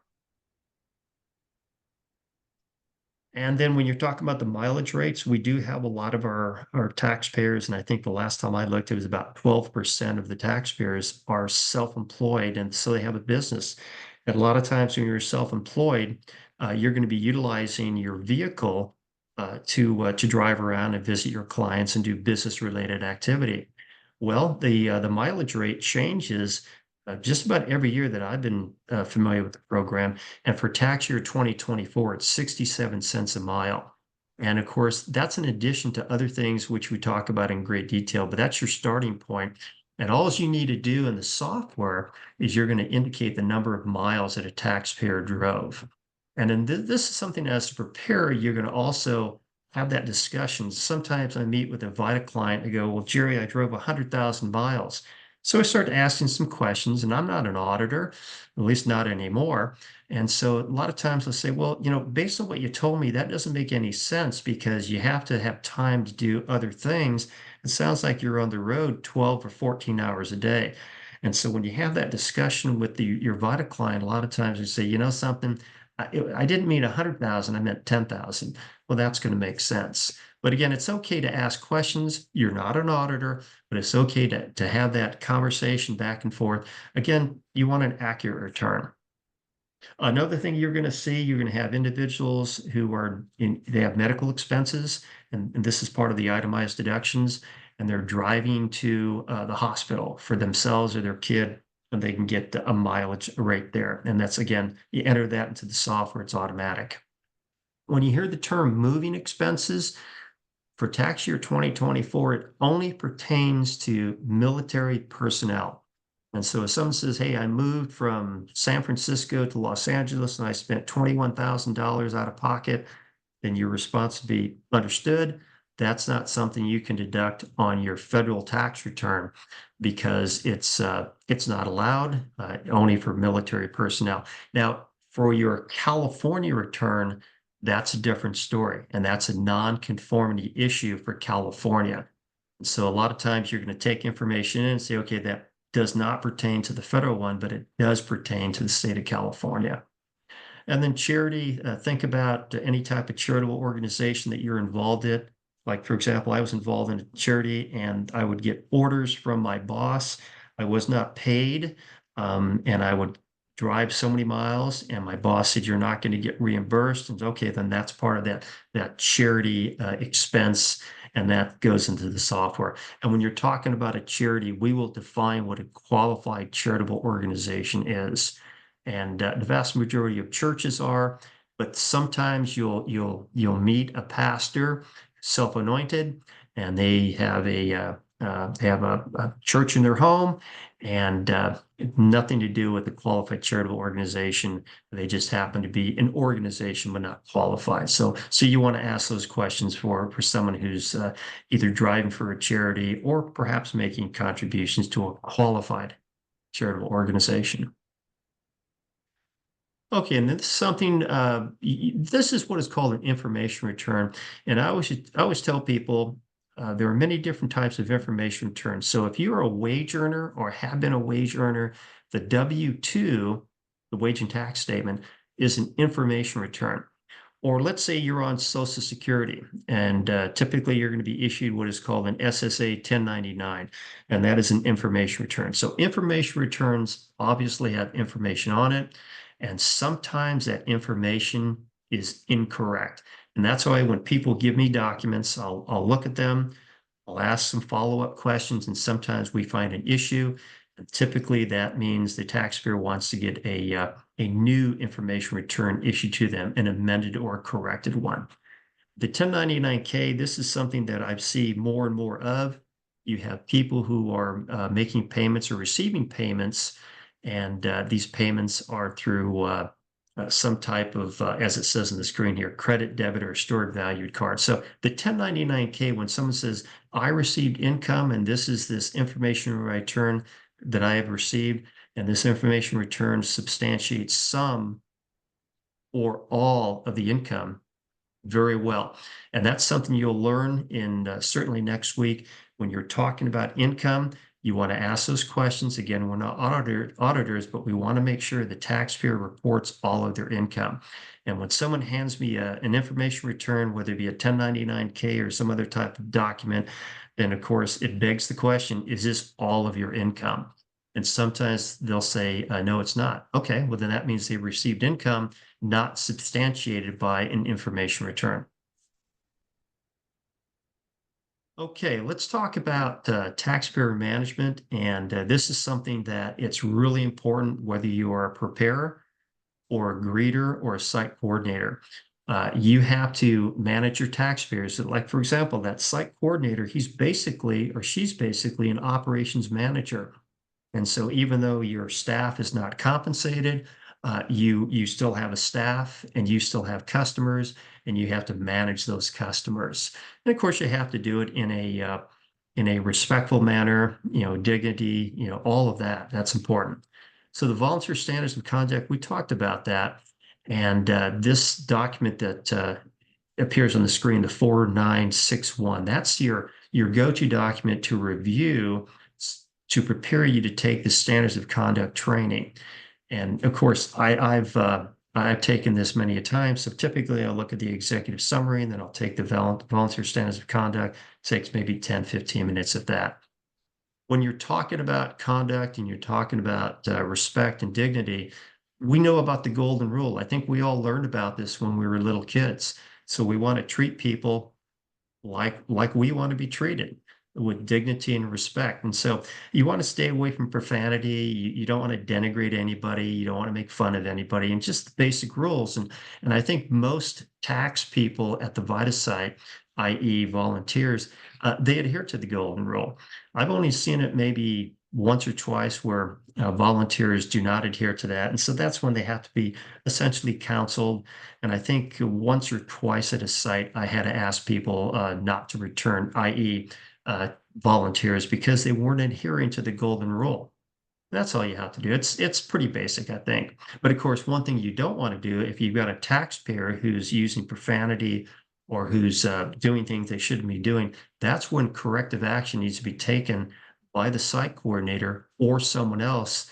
And again, without using profanity, tell them, we don't do that here. We don't use profanity. We don't want you to use profanity, nor do we want a taxpayer to yell and scream. I've had those taxpayers before, had to sit them down and say, we don't allow that here. And if you want to scream, maybe you want to do it outside, but you don't do it here. Again, it's all about dignity and respect. At the end of the day, what are we trying to do? Trying to prepare a return, and we don't need profanity. We don't need yelling. We need to treat people well on both sides of the aisle. When you're talking about screening, this is probably the most important thing that I can think of. When you're talking about a greeter, I have greeters. My goal is to have one of my sharper people or some of my sharper people to be greeters, because they are the gatekeepers, if you will. And if you allow a bunch of stuff to get to a preparer that's incomplete or it's messed up, then it just confuses the preparer, or it now involves additional work. So that screening, whoever that screener is, that volunteer, they've got to make sure the scope of service is adhered to, which is referred to in the publication 4012. There's a number of things that we will do, and there's a number of things that we won't do for the taxpayer. So again, that's called the scope of service. And this is something that's really important when you're talking about reviewing the documents the taxpayer brings in. If you don't understand a document, and it's not like I'm the smartest guy in the world, but I've been doing taxes for a long, long time. And sometimes people will give me a document and I look at it, it's in English, and I'm thinking, I don't understand this. What is the document trying to tell me? It's okay to ask questions. What are you trying to tell me here? Who is this from? What does this mean? It's okay to ask those questions, because at the end of the day, what you're trying to do, you're trying to gather the information that's pertinent to the return preparation. And again, you're going to see documents that I see documents every year. I've never seen them before. And these are IRS documents. So got to read them, maybe look at the instructions. And then I go right back to the taxpayer in a gentle way and say, What is this document? What is it trying to tell me? It's okay to ask those questions. And then a lot of times, and I do the same thing, we have people who start telling us things. They tell us a story. So you listen and you realize none of this is part of the fact pattern that we're trying to gather. Now we want to be polite, we want to be gentle, we want to gear them back to let's get answers to the questions regarding the tax preparation. So you want to avoid as much white noise as possible, but you're going to get it. It's okay to listen to them. I've had taxpayers who've literally sat down and they're crying or sobbing because they had issues, and typically they're life issues. But again, gear them back toward tax preparation. We talked about virtual currency, digital assets, cryptocurrency. If someone sells it, we don't help them at the VITA site. It's outside of the scope. And a lot of times you might get pushback. And so the answer is typically, this is outside of scope. We are not trained to do it. And then sometimes the site coordinator has to visit them in a gentle way and say, no, we don't help people who sell virtual currency. We're not trained to do that. And then, of course, it begs the question, where do I go? Well, you can go to different places. One place you can go to a professional tax preparer, and they're out there, they're all over the place. And yes, you're going to have to pay for tax preparation. Now, if you buy virtual currency, it's within scope. And again, these exceptions, you don't want to make exceptions, because once you open up the floodgates, they're going to tell their friends and family, and all of a sudden you've violated the scope of service, and you're going to get people who want to return completed that you shouldn't be doing. The interviewing, this is, again, part of the greeting process, if you will. I use the term greeter, and there are different terms that are used, but that person, that the VITA volunteer who's helping the taxpayer perfect that intake and interview sheet, and that greeter should be, in fact, my greeters are typically trained at the basic, advanced, and military level. Because if you've got a seasoned greeter, they know what they're doing, they're able to ask those questions, those follow-up questions. Because again, you don't want an incomplete package to go to a preparer. That's just more work and confusion. Let's see, the information returns, there are many different types, obviously W-2, many different types of 1099s. You want to review them. And yes, I understand it might be a quick review. And if you have questions, you ask them. Thorough interview is important. Sometimes you're going to find out there's extra kids that the individual didn't put on the intake sheet. But again, you want to gather all of that during the interview. And then one thing you don't want to do is, again, you don't want to be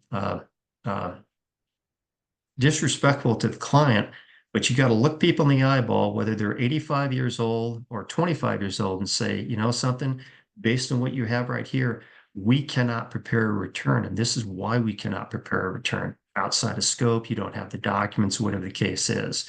But I do that at my site. And again, you have to do that. Whoever that person is, a site coordinator, you got to be able to tell people, we can't help you. This is why we cannot help you. And then give them options. And I'm not going to recommend my buddy, the tax preparer, but I'll say, you can go to these websites. This is part of that guidance, if you will. And you can go ahead and type in your zip code, and you'll find 20 or 30 tax practitioners that'll populate on that, and you can pick one. But always give people options. But again, don't be afraid to tell them you can't help them. And sometimes it's tough because the person has limited means. But again, if it's outside of scope, it's outside of the scope of the tax preparation. Jerry, can I cut in real quick? Oh, go ahead.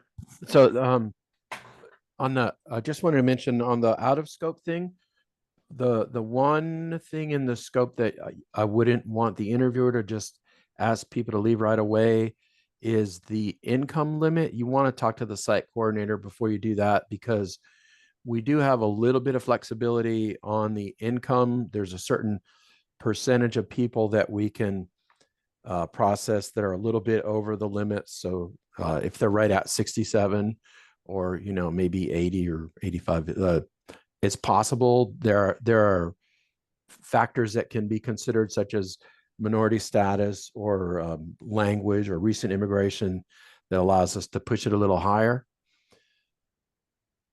So, Yeah, but Sean, everything that's a good else. point. That $67,000 of income, I like to use the term that is written in hard jello, it's not in concrete.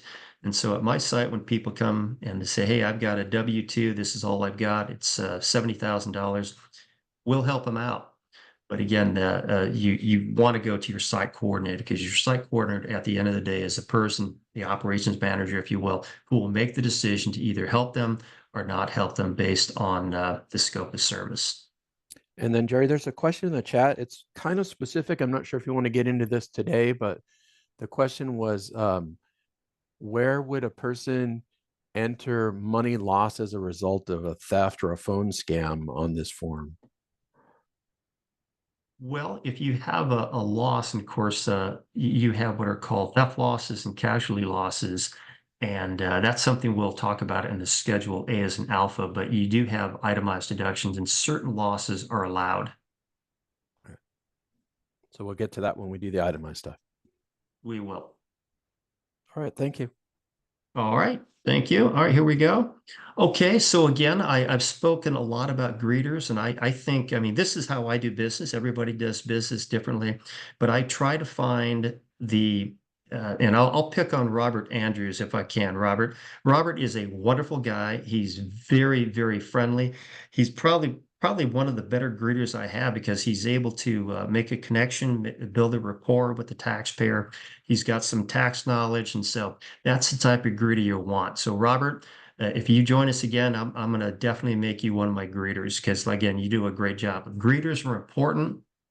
Again, they're the gatekeepers, and they're the guys and the gals that are going to go ahead and perfect everything and make sure a complete package gets to the preparer. It's so important.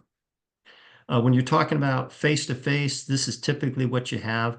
Now, it's St. Killian's. In previous seasons, I know that the taxpayer sits down with the preparer, and then that's face-to-face, and that's okay. Don't get intimidated, because the vast majority of the clients that come to St. Killian's, they're very appreciative, they're respectful, and usually you're not going to have any issue sitting down face to face. And sometimes you're going to get good reactions. You're going to have nice sidebar conversations. So face to face is okay. Not every site is face to face. Like if you come to my site, the college in Coastline, we have greeting in one room, we have preparation in another room. So we don't have that taxpayer sitting there generally doing the face-to-face, but that's usually what happens at St. Killian's. And then the virtual, and this is really non-negotiable because the IRS wants us to do it. If you are doing a virtual return, which would be perhaps maybe a drop-off, or if you have some electronic method, you want to make sure the taxpayer fills out that form 14446, giving the site permission to prepare the return virtually. And there's different types of virtual. Drop-off is one of them. Let's see. And then again, site coordinator, as I mentioned before, he or she, Mel is the site coordinator. He's the shot caller. If you have an issue and you bubble up to the site coordinator and say, "Mel, what do you think?" And then you give him a fact pattern, you give him something, and then what he does is he makes a decision based on the input that you've given him. Okay. And then going to Link and Learn, and this is really important. The 2024 Link and Learn as of yesterday has not been published. And so if you are really eager to certify on Link and Learn, you have to wait for the modules to open back up. I was told by an IRS employee, you're looking at either the first week of November, perhaps even the middle of November. So it's going to be a while before it opens up. Now, if you choose to look at the 2023, that will give you some experience and certification. You can certainly do that. But for tax year 2024, you've got to certify. And then here are the various certifications, and we'll go through them real quick. The first one is that ethics test, if you will, the standards of conduct. There's reading material available, and it'll probably take you 10 or 15 minutes to complete that. And you got to get an 80%. That intake interview, it'll ask you questions about utilizing the form. There's material that you study, and again, that's probably about a 15-minute certification. You're not going to do site coordinator certification unless you're a site coordinator, an assistant site coordinator, or if you want to do it. But I would probably go to your site coordinator and say, hey, do you want me to certify in site coordinator duties? And most of the time, you're not going to do it unless you are an assistant or a site coordinator.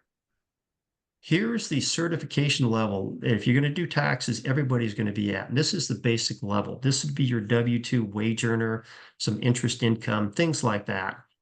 And the basic certification is going to take you a while. If you're brand new to VITA, then you're going to be reading your material. We're going to go through this in great detail, and you're going to go through tutorials. You got your publication 4012.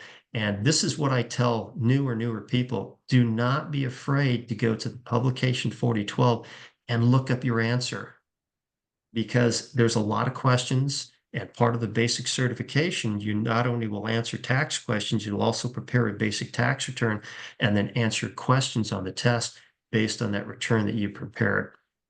And then your advanced certification. This is once you prepare your basic return or basic certification, advanced is not super difficult. It takes you a little while. You're going to be reading, and this is information regarding the schedule D's and Delta, your capital gains and losses, some pensions, and a lot of the stuff, again, not super difficult, but you got to do some reading and you got to prepare some returns in the software that we talked about. That OPI, that's the interpreting services. I did not certify an OPI last year. I probably won't certify this year. I might have some of my folks certify, I don't know, but that's another certification that you can go through. And then if you are a tax professional, and that would be perhaps maybe an enrolled agent or maybe a CPA, something like that, you can take the federal tax law update for that, and that goes on your certification also. But typically at the VITA site, and Sean or Mel, you can jump in here. I'm going to conclude that you will accept individuals who are basic trained, but you want them to be advanced. Yeah, we're going to encourage people to go on to advanced, but if you are only comfortable with the basic, we have a place for that too. We've got a lot of taxpayers that are just basic, and we'll keep you busy. Okay, there you go. And then if you come to my site at Coastline College, all of my volunteers are certified at basic, advanced, and military. But again, it just depends on your site coordinator. Let's see, another certification is military. And this is obviously for active duty military, reserve component military folks. And then as it says on the screen here, you have individuals that have rental property, maybe one rental property, a basic rental property. We can assist if they're military trained. So if Mel decides, hey, I want a couple of people at the site to be military trained, then what they can do, they can prepare a Schedule E as an echo for rental property. But the important thing is, in the VITA program, we do not calculate depreciation. And if someone asks you, why don't you calculate depreciation? That's easy. We are not trained to do that. If you want someone to calculate depreciation, they're going to have to calculate it and bring that number to the VITA site if you have military trained folks and you're preparing a Schedule 8. And if that's not the case, that they're going to have to go to a tax preparer out in town and find someone who will help them with that. International, I know in past years, I think we had a couple people at the site who were trained in international module, and that would be someone typically, let's say they're living overseas, now they're back in California.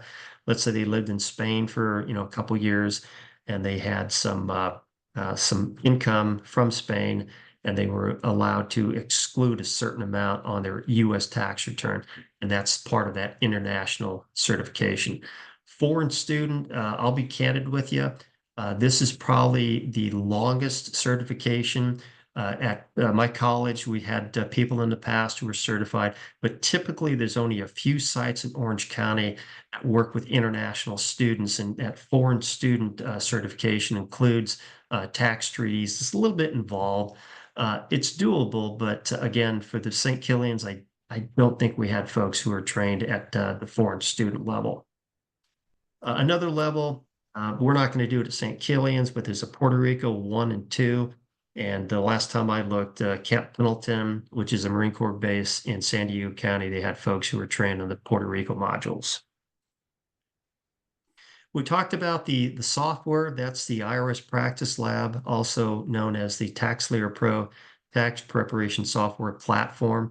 The 2024 software has not yet been uploaded or published or posted. And so what happens is once that's posted or uploaded, then you can go to the Link and Learn site. You can start reading the material. You can start practicing with the software. And this is the important thing about the software. It is practice only. It's not connected to the big iris computer in the sky. You're not going to be able to electronically file returns with the practice software. And the practice software is very close to the actual software that you're going to be using in January through April. But again, it's software that you can practice and prepare returns. And of course, when you prepare returns as part of that certification at the various levels, then they're going to ask you, they being the Link and Learn folks, they're going to say prepare a return, and then based on the return that you prepared, answer these questions in the Link and Learn certification. Okay, and then let's talk about some filing basics.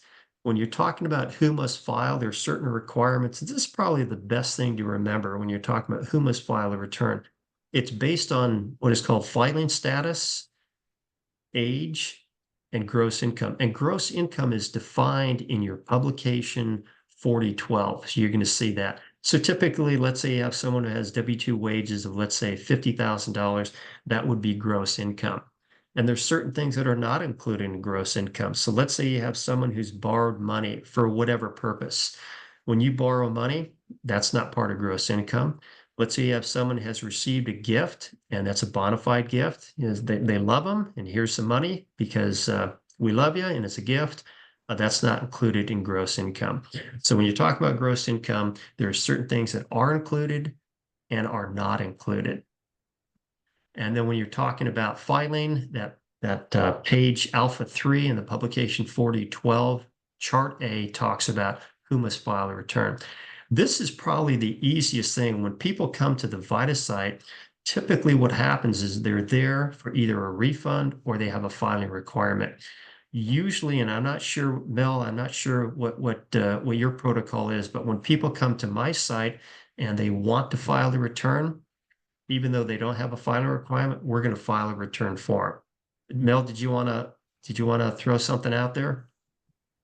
Yep, we do the same thing, Jerry. Okay. And one thing I've learned is sometimes this is mostly seniors. I don't get this with the 25-year-olds, but mostly seniors, when we tell them you don't have a filing requirement, the vast majority of them look at me and say, I understand, Jerry, I still want to file a return. You got it. And then you can file a return. Now, there are certain cases where you are required to file a return. And one of them is, and you see this a lot, people will cash out their 401k, which is a tax deferred savings program, or an individual retirement arrangement, which can be tax deferred. And when they cash it out, they may be subject to a federal penalty of 10%. That's the general rule. There are certain exceptions, and you'll find out in your training if you cash it out and you're over 59 and a half, you're good to go. You don't have to pay that penalty. But when you cash out a 401k, typically you're going to be paying income tax on that distribution. If you cash it out under age 59 and a half, you're going to pay a 10% federal penalty, and then you're going to pay state income tax on that distribution, and you're going to pay a state penalty of 2.5%. And so I always tell people when you cash out your 401k, and I got it, people need money for various reasons. It is probably the most expensive money you're ever going to tap, especially if you're taking it out when you're 35 years old or 40 years old. But I got it. If you're retired, you're 65 or 70, and you have a 401k, then obviously you're taking distributions. So you can live, or in some cases, you have to take the distributions. Another thing where you have to file, and this is when someone has net income, think of that self-employed individual. Maybe they're a dog walker and they don't have what we call a traditional W-2 job. And so they walk dogs and they have their customers, they get paid by their customers, and they have certain expenses that would go on the Schedule C. And then, of course, if they have net income of $400 or more, your software will automatically calculate what is called self-employment tax. And so you'll see that from time to time. And then another thing we'll see a lot of is you'll see lower income folks, and lower income folks, not all the time, but sometimes they're in covered California. Covered California, people will sign up, they'll pay a premium. They're going to be subsidized by the taxpayers. And when they come to the VITA site, if they're in covered California, that simply means they have to bring a document with them from covered California, and that's an IRS form 1095A. And so this is one of those items that non-negotiable. You got to bring certain documents, and if you don't have it with you, then we'll make note in the file. We'll see you later on that afternoon, or maybe you'll come back next week. And then when you're talking about people who should file a return, well, if you've got a refund coming to you, you want to file a return because contrary to popular belief, if there's a refund coming to you, the IRS is not going to send you a letter or knock on your door and say, hey, we think we owe you a refund. The taxpayer, they've got to take that action, that affirmative action, i.e. filing a return to get that refund. And so we do see a lot of that. And I'll be candid. I mean, I think of the VITA site, you got a lot of people that are happy because they're going to get a refund. They may get the earned income tax credit as part of the refund. So a lot of times they're walking out the door thinking, okay, I'm going to get a big return, and they do, and typically direct deposited to their account. Filing past due returns. This is something, and Mel, again, if you wanted to jump in, we will prepare. We're doing 2024, tax year 2024, but we'll prepare previous returns, i.e. tax year 2023. Is that correct, Mel? Yes. Okay. And so you're going to see that people will come and say, hey, I didn't file my return from last year. Okay. Then we're going to get those tax documents from last year. We're going to have them fill out the intake sheet, ask them a few questions, and then obviously file that return for them. You do have people who forget, or maybe they just don't file the return for whatever reason. Well, there's a certain period of time before they can get that refund. And so you'll see in your training, you'll see what is called statutes. There's certain, that's a time limit, if you will, for a person to take action. And so if you want a refund, then you probably don't want to wait 5 or 10 years because you'll be precluded from getting your refund at that point. And then amended returns, this happens. This happens all the time. I can't tell you how many people I bump into, including myself, who make mistakes on return. And when you make a mistake, what you're going to do, you're going to file an amended return. And you have to have a little extra training to do that. You got to be advanced certified. And we can prepare a return and file it electronically. And again, this does happen from time to time. Now, what will happen, individuals will come to the VITA site, they'll prepare a return, we'll prepare a return for them, and then months later, they'll contact us and say, hey, I didn't have this document when I showed up. And at that point, the site's closed, and we typically tell them there's other sites in Orange County that are open year-round. You probably want to go to that particular site. But Mel, I don't think you're going to open up the site for amended returns in July and August. That's going to be my conclusion. Okay, then filing stat.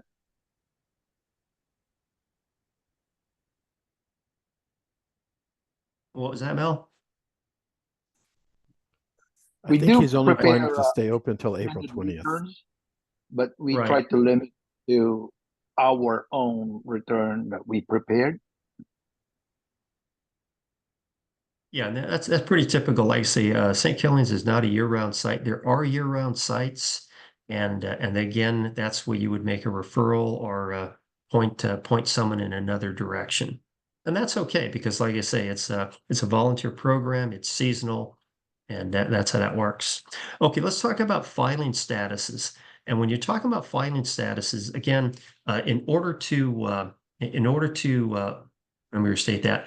For people who have a filing requirement, it's going to be based on status, filing status, age, and gross income. So filing status is important. If you look at the tax tables or the tax schedules, you'll see why filing status is so important. So let's kind of give you a quick overview of these statuses. So when you're talking about a single individual, this would be the marital status at the end of the year. And the end of the year for tax purposes, for our purposes, is going to be defined as December 31st of 2024. And so if someone was married during the year and they got divorced in July or August, and now they're single, they can claim that filing status as single because the marital status at the end of the year. And then married filing joint, you'll see this a lot at the VITA site. And this is an important concept. When you're filing a joint return, it's a choice. You choose to do it. No one can force you to do it. Your spouse can't force you to do it. A judge can't force you to do it. The IRS cannot force you to do it. It's a choice. It's an election. You choose to do it. But once you choose to do it, then this is the general rule. Now, there are exceptions, but this is the general rule. You're on the hook individually, and you're on the hook jointly.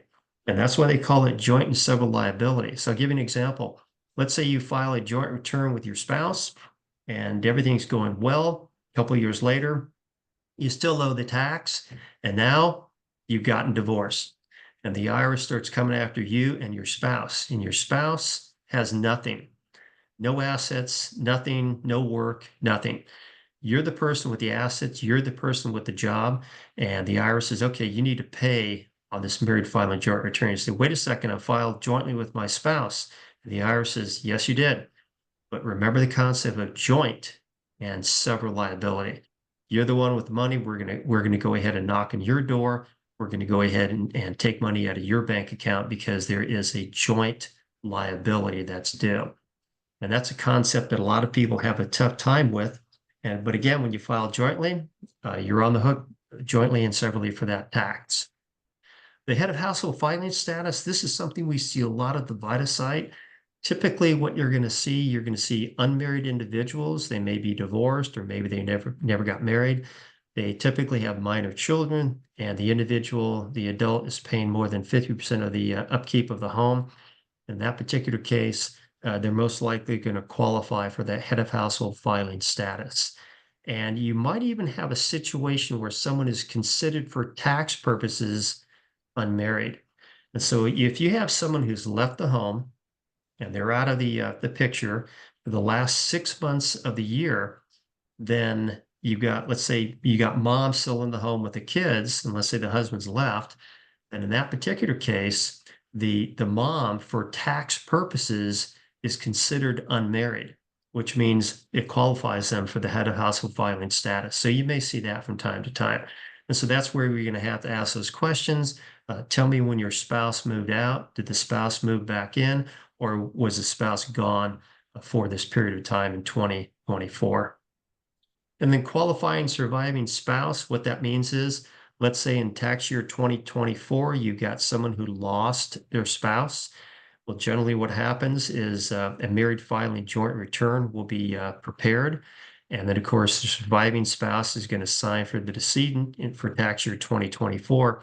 And then if the surviving spouse qualifies, then for the next 2 tax years, they can take that qualifying surviving spouse filing status.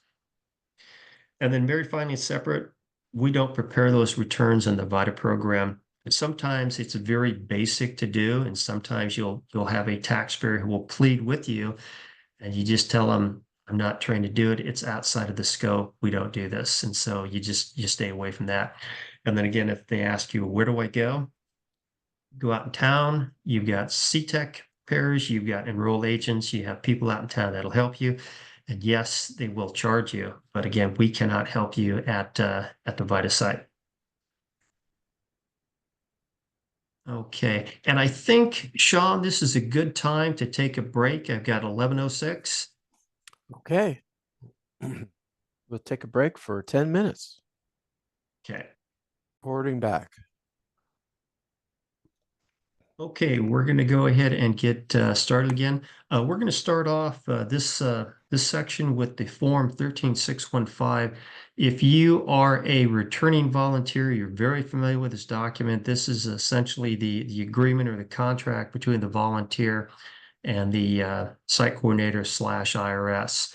And so if you're new to the VITA program, what happens is as you certify in Link and Learn, this document will be populated, and I'll show you page 2. But page 1 talks about the program. It talks about the various certifications. It talks about the volunteer standards of conduct.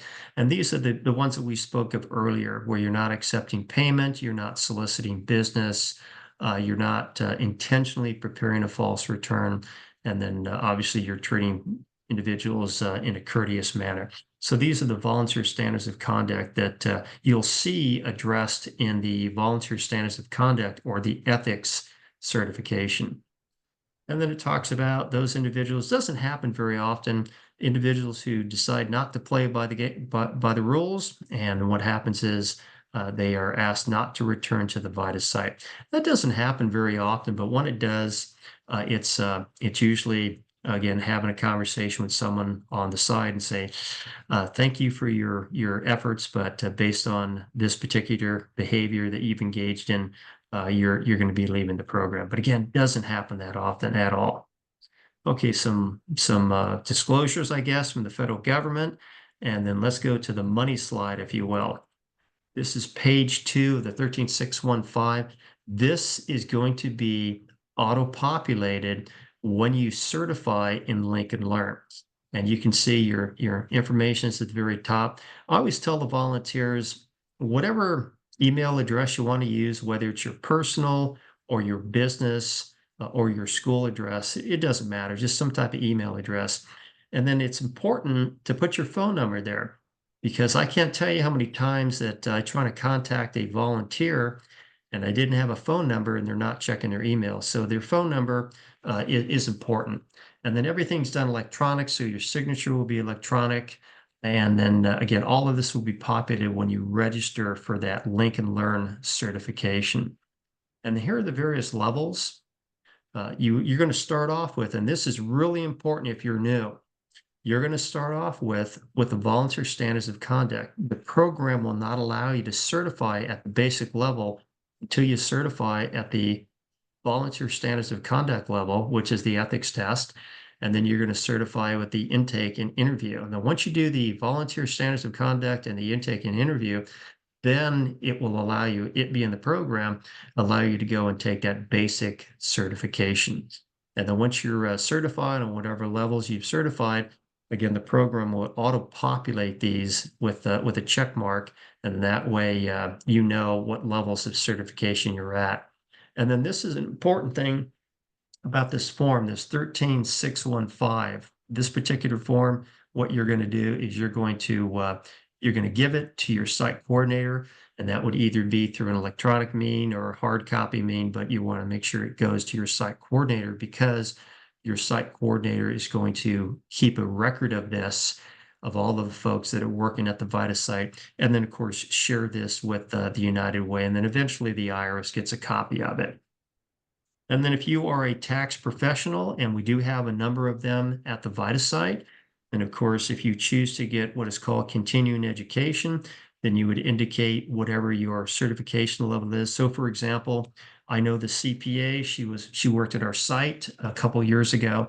And so she would indicate her license, which was California, and then she has some type of CPA number. And then of course you would get continuing education. And so for most of our folks, they're most likely going to be a CTEC member or an enrolled agent. That's typically what we see at the VITA site. And then you can see down here in this grayed out area, this is for continuing education for those tax professionals that choose to obtain that. And they have to provide information, and that would be either their CTEC number or their P10 and their P10, and then of course their status. So typically we have enrolled agents, we have CTEC folks, and then we have some CPAs that join us. And that's typically what we see at the VITA site. And then you can see here toward the bottom in the grayed out area, we have the certification levels and volunteer hours.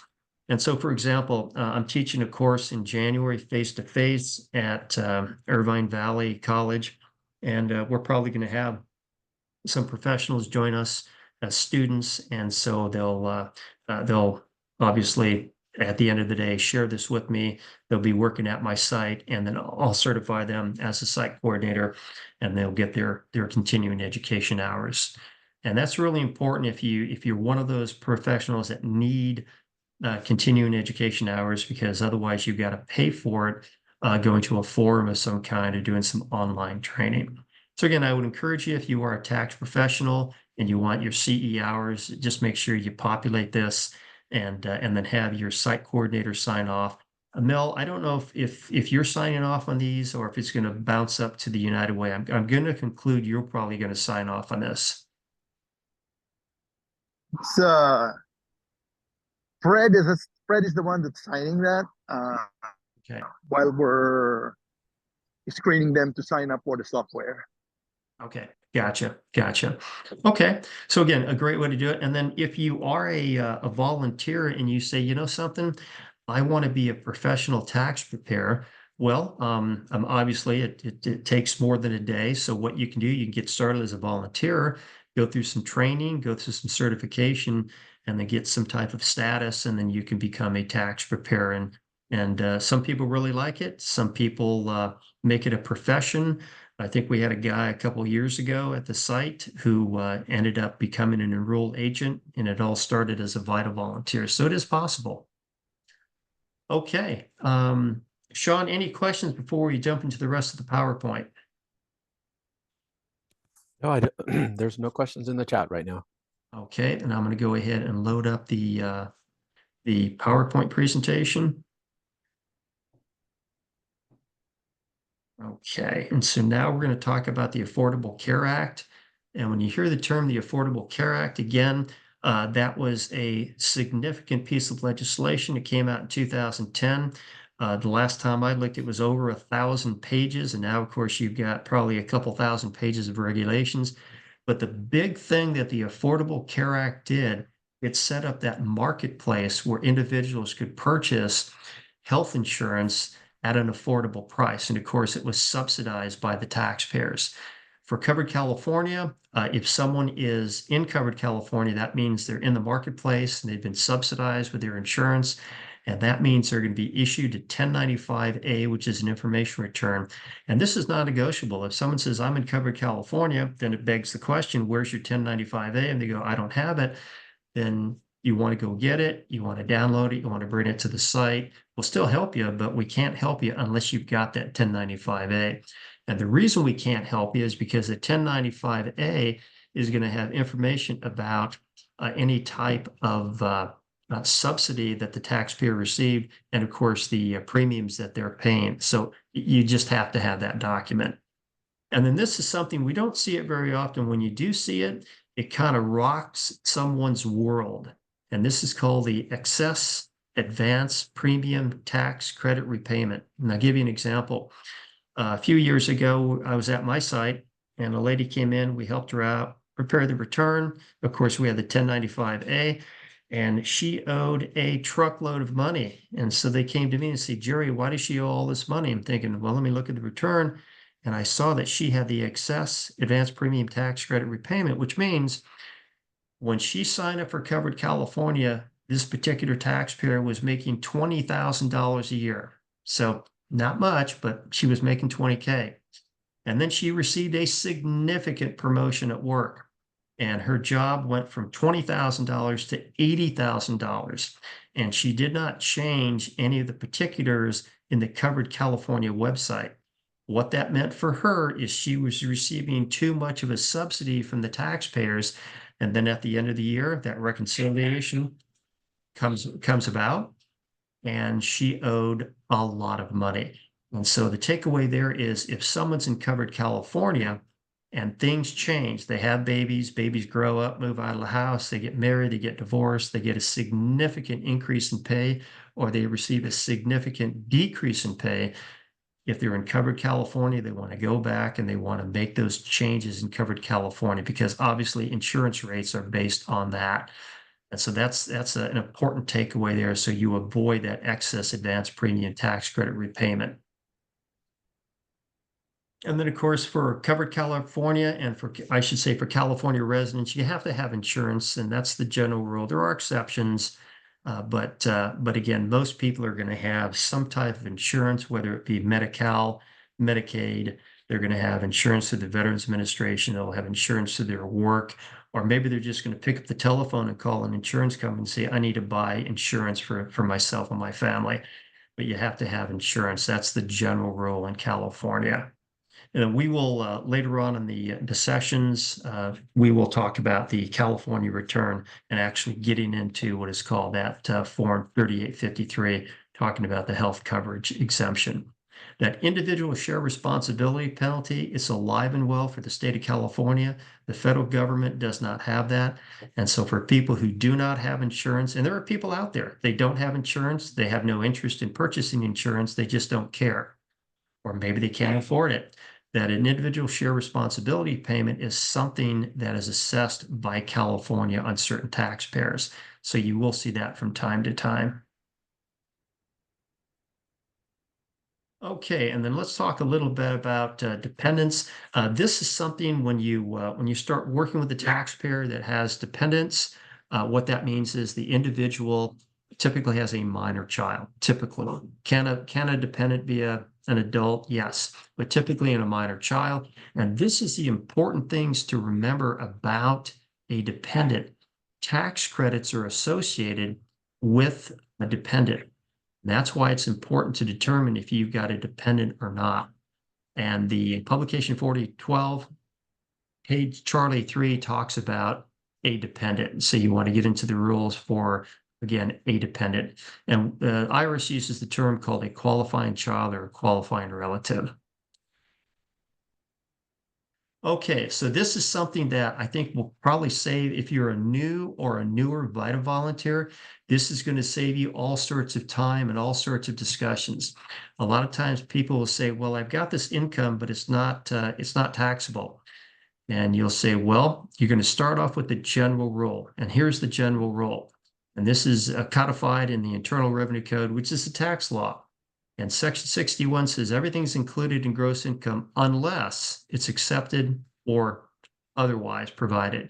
So what that means is that's your starting point. Everything's included in gross income. And if someone says, well, I've got some type of income that's not included, then we would look at it. So for example, if someone says I borrowed money, whether it's $500 or $500,000, when you borrow money, it's not included in gross income.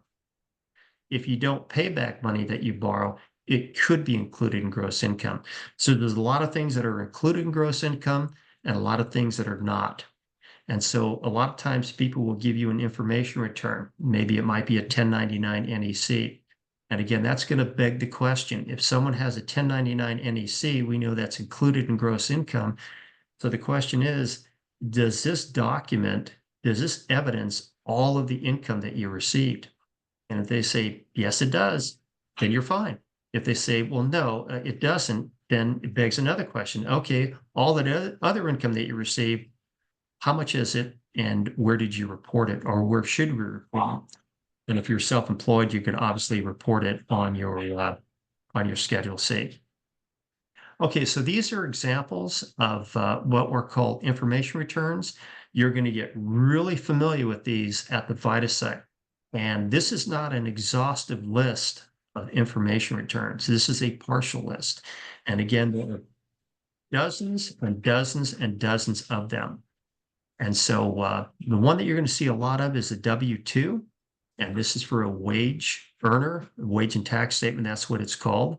And if the W-2 happens to be incorrect, then you're going to mention to the taxpayer they need to go and get a corrected one or an amended one. Other ones, and we'll talk about these real quick. The 1099 INT, this is an information return that's given to a taxpayer when they have interest income.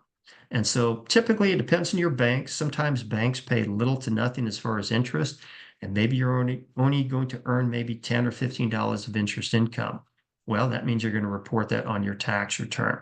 Now, whether you receive $1 of interest income or $100,000 of interest income, it's reported on your tax return. The 1099 DIV, that's going to be for someone who has stock in a corporation. And when they have stock in a corporation and the board of directors decide to go ahead and they announce a dividend, they pay a dividend, then what happens is the taxpayer is going to be issued a 1099 DIV.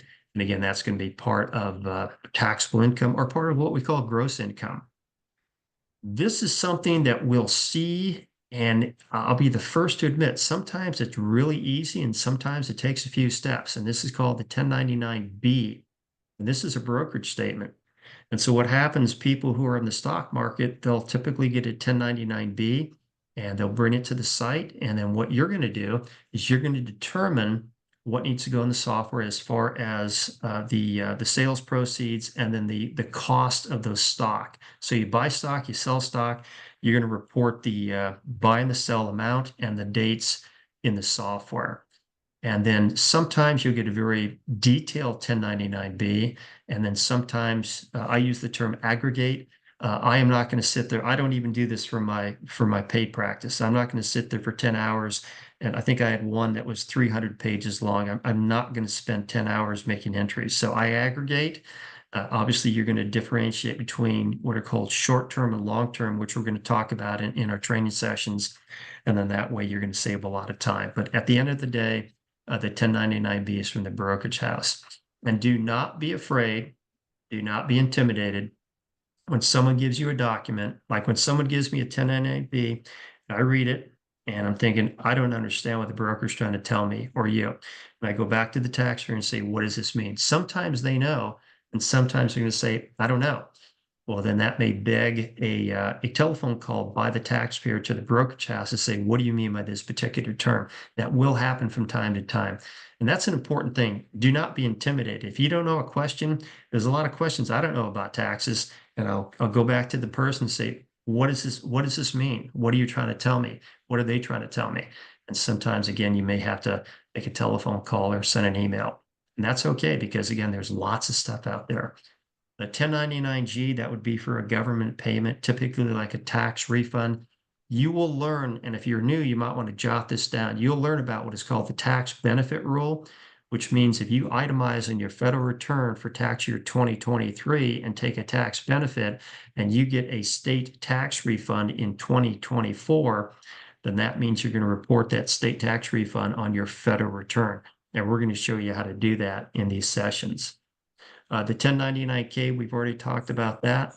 The 1099 MISC, these are payments, and you see this from time to time. And as it says on the screen, if you get certain types of prizes, then you may get a 1099 MISC. And then sometimes people will say, well, I didn't get a document. I never got a document. Well, what I do is I revert right back to the top of the screen that says Section 61, everything's included income. So if you received income, that's going to be included on the return. We'll find a place to put it on the return, but we are looking for some type of information return if you have it. The 1099 NEC, very popular, especially for self-employed individuals, that Schedule C that we talked about, and you'll see those. But again, it's going to beg the question, does this evidence all of the income that an individual received? And then you're going to see a lot of 1099-Rs. This is retirement income. This is a distribution from a 401k, something like that. And we will show you, and again, you might want to jot this down if you're new, we will show you what is called a simplified method when someone has a 1099-R and only a portion of their distribution is taxable. And then the SSA 1099, this is going to be that document that's issued by Social Security. When you're on Social Security benefits, you're going to get this document, and it'll also show the amount of Medicare that you paid. And this is something I've learned. That, to my knowledge, there's no statutory requirement for an individual to sign up for Medicare. You don't have to. Now, the matter of the fact is the vast majority of people do, and they pay premiums, and those premiums are reflected on the SSA 1099. And we see a lot of those at the VITA site. And then sometimes you'll have a taxpayer say, well, this is not taxable. And you would tell them, well, we're going to enter it into the software, and it is possible a portion of your Social Security benefits may be taxed. But I'll give you an example. Let's say you got a grandmother, and your grandmother receives Social Security benefits or a monthly check, and she has nothing else in the world as far as income. In her particular case, her Social Security benefits are not going to be taxed. But again, a lot of people have Social Security benefits and other types of income, so a portion may be taxed, and the software does that automatically.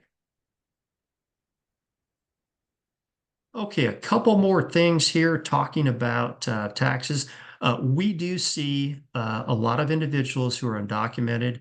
And what that means is they're here in the United States, they haven't gone through the immigration channels, and they're working, they're living, they may have kids in the United States. And what happens is if they meet a certain test, that means they're taxed just like you and I are, which means they're going to file the Form 1040. And even though they may be a Costa Rican national or a Guatemalan national or a Mexican national, if they're deemed to meet that substantial presence test, they're going to be taxed on their income by the U.S. authorities. And you might say, well, what about the authorities in Costa Rica or Guatemala? Well, that's between the taxpayer and that country. We don't get involved in that one. But on their U.S. return, they may have a U.S. filing requirement. And again, it doesn't confer any type of immigration status. It simply means they may have a U.S. obligation. The form, I should say, the publication 519 does a superb job talking about tax guide for what they call aliens, to include undocumented taxpayers. And so that's something that you may see. And then this is a concept that you'll bump across from time to time. You've got a taxpayer who is undocumented, and they're going to be treated as a resident alien for tax purposes only. It's kind of a strange thing. So there's no immigration status that's conferred upon them, but you kind of put on your tax hat, and that means that individual is treated like a resident alien, which means for tax purposes, they're taxed on their worldwide income, just like you and I are. But again, that's something you may bump into.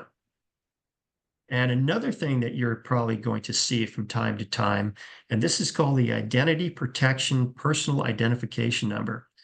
In our society, a lot of people like to steal things. They like to steal other people's ID, and then they try to file tax returns and get a refund and try to defraud the government. I mean, that happens a lot.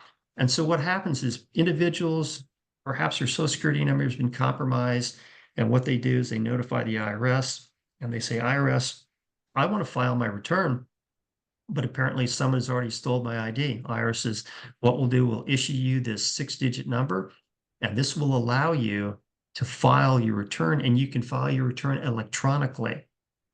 And as it says on the screen here, once you file for that IPPIN, it's known to you and the IRS.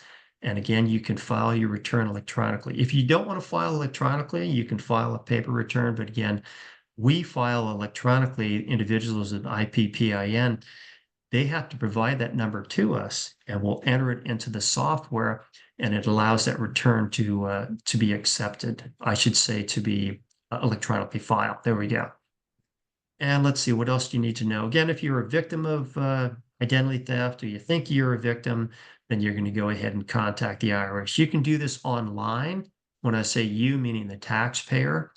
If a taxpayer wants to know where to go, we can give them guidance. But again, you want to avoid advocacy, because when you start advocating for a client, you're probably going to spend a whole lot of time, and you're outside the scope. And then they're going to be probably telling all of their friends about you. And then you're probably going to say, whoops, I shouldn't have done that. But it's okay to give guidance. If you come to my site at Coastline College, I give guidance all the time. And if you want to take it, great. If you don't want to take it, that's up to you. But it's okay to point to a screen and say, here's the IRS website. This is what you want to consider. And again, guidance is okay.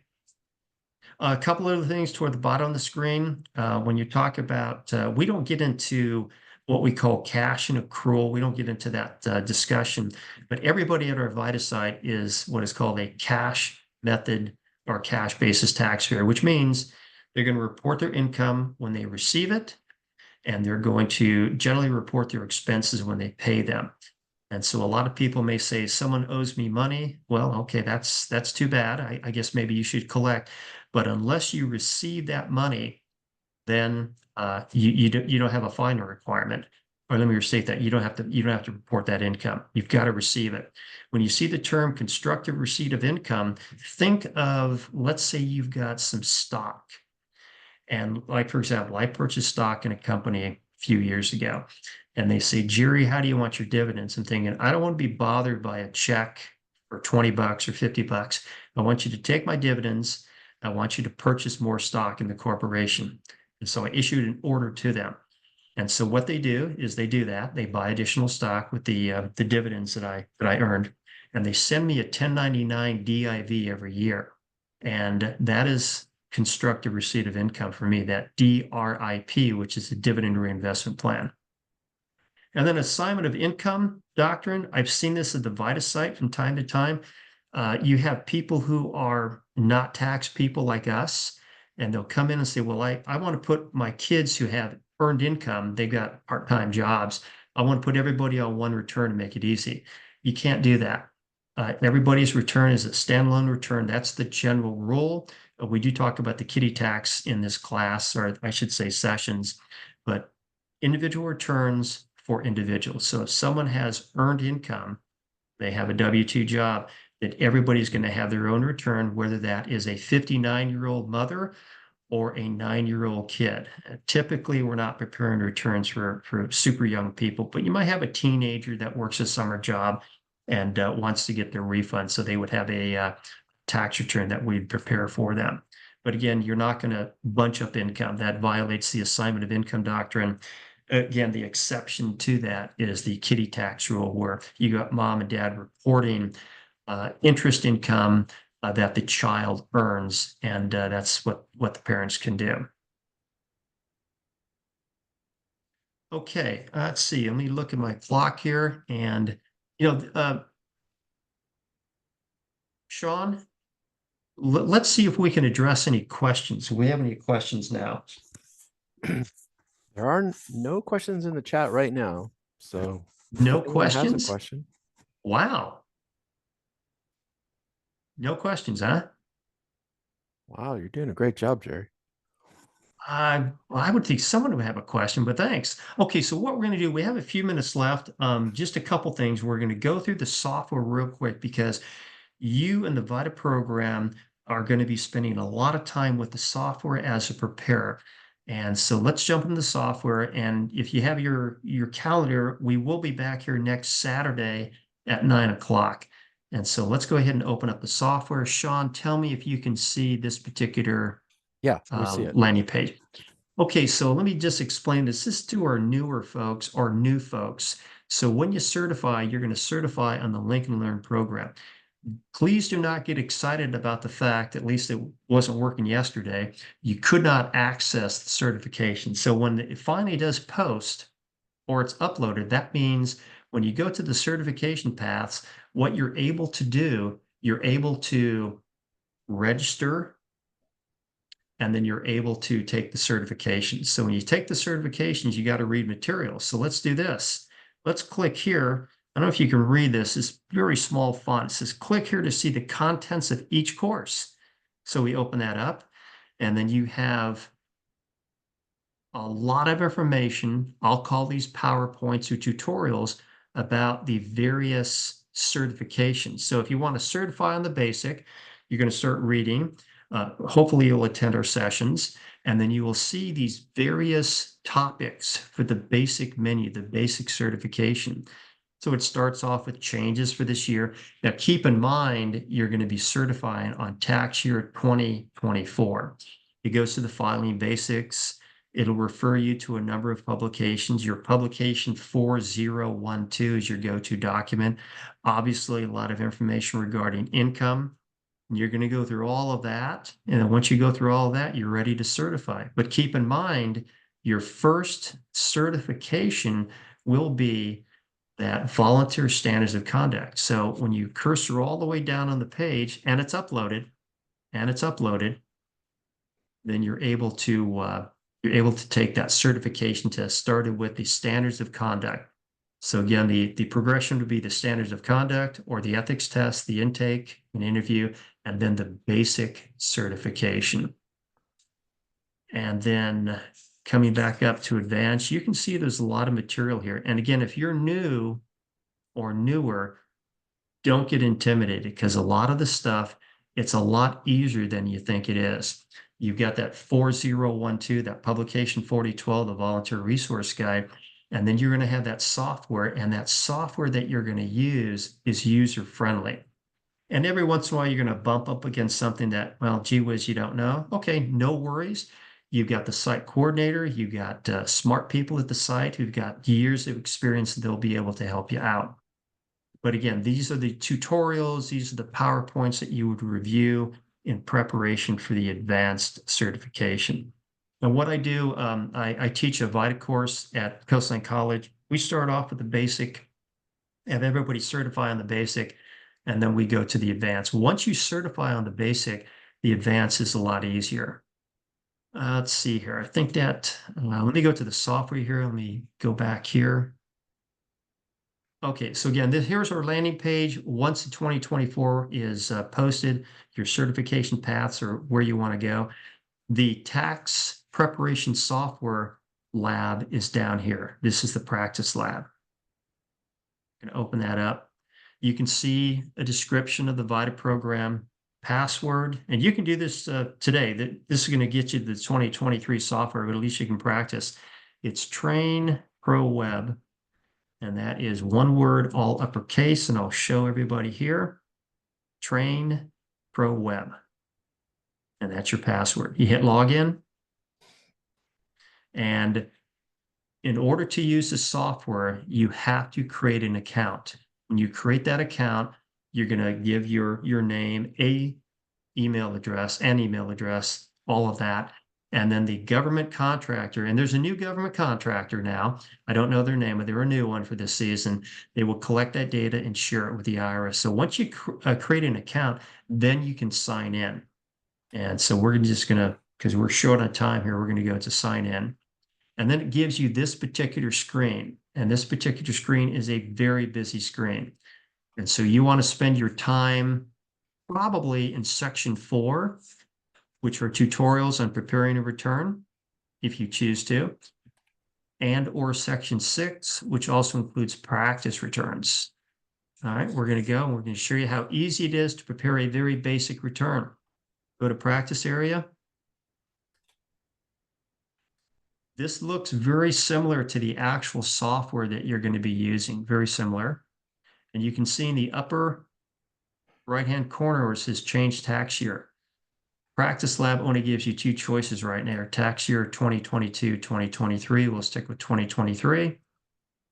And then we're going to go ahead and open this up and show you basic entries. We'll make up a social.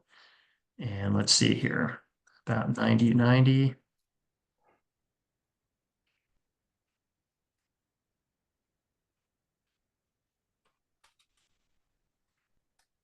And once you throw a social in there, it's going to bring you to this screen. And we'll go through this every session. We're going to talk about at least one return. So filing status, that's the first one. You can find your filing status in your publication 4012. Typically in the VITA program, it'll be single, joint, or head of household, qualifying surviving spouse. We're going to have a single individual. Hit continue. We're going to go ahead and throw in a name.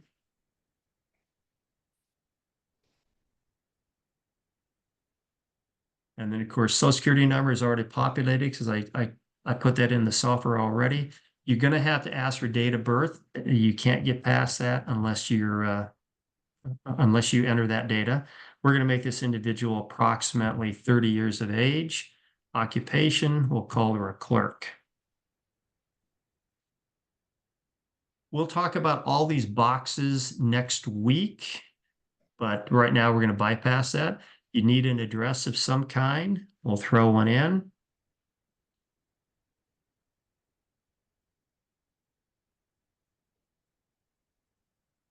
And then for the state, we're going to make sure that we're selecting California. We do not prepare any other state. And then we're going to capture, obviously, a phone number or some type of email address. Once you enter that data, you're going to hit continue. You're going to save all of that. And if you've made a boo-boo, which I did, then you just come back and you fix your boo-boo. Your boo-boo is in red font, and now we fixed it, and off we go. This is for 2023. I'm going to suspect it's going to be about the same thing. So we'll talk about this to get past this page. Did the name change? No. Renter's credit, that's a California credit, which is a non-refundable credit, which is dollar for dollar reduction of the tax. We're going to say no. Use tax, we'll talk about that later, but right now I want to get past the screen, so we're going to say no and no. This is the Affordable Care Act, minimum essential coverage. This person has it, and their address is the same as their tax return, and they happen to be a Orange County resident. So we'll throw all that in.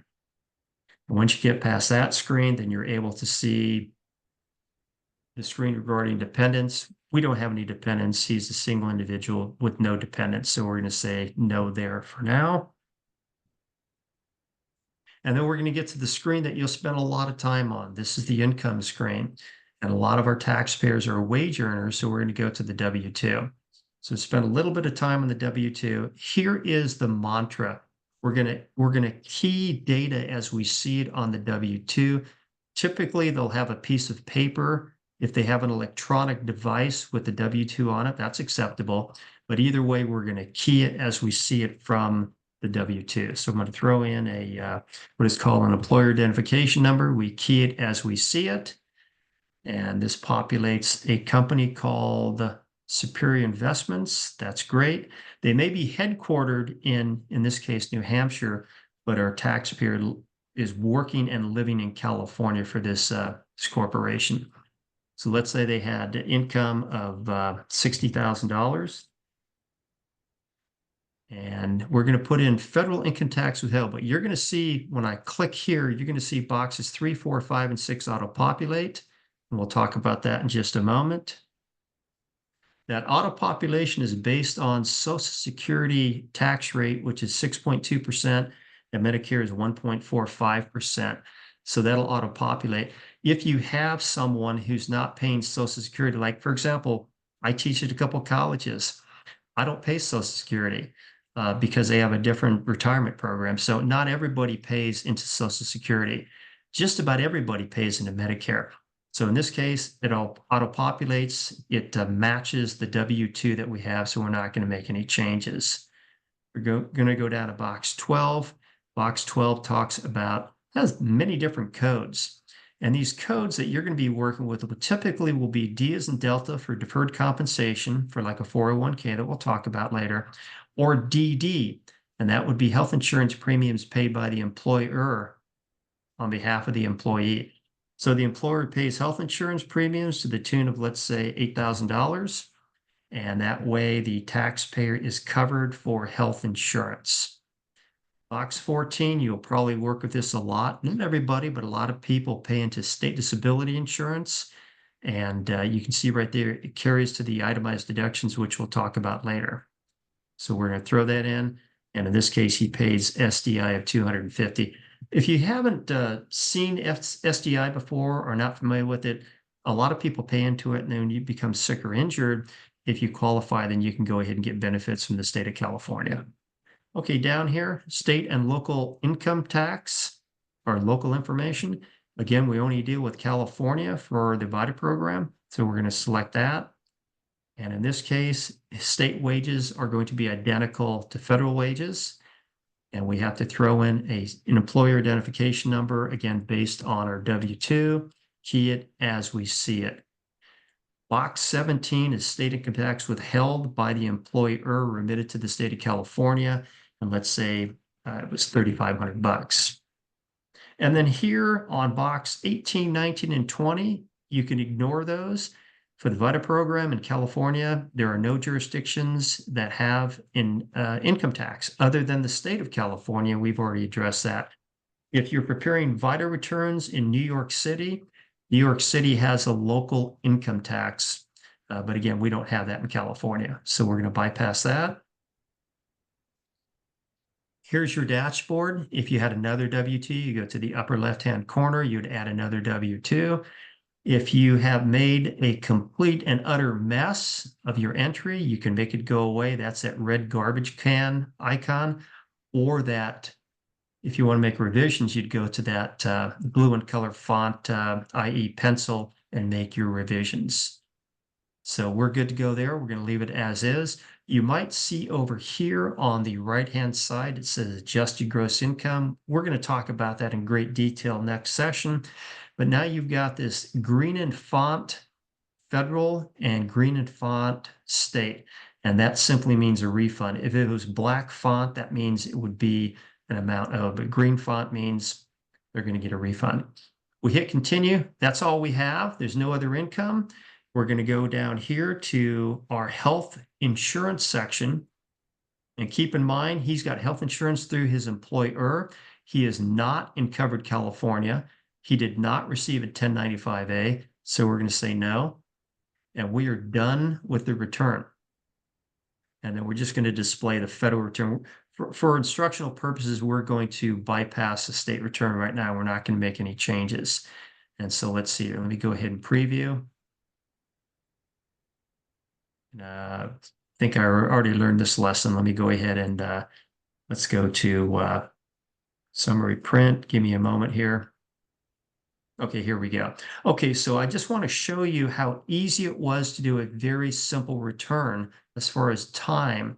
So we entered the data for this taxpayer. He was making $60,000. This appears on line 1 alpha. You can see that. He has no other sources of income.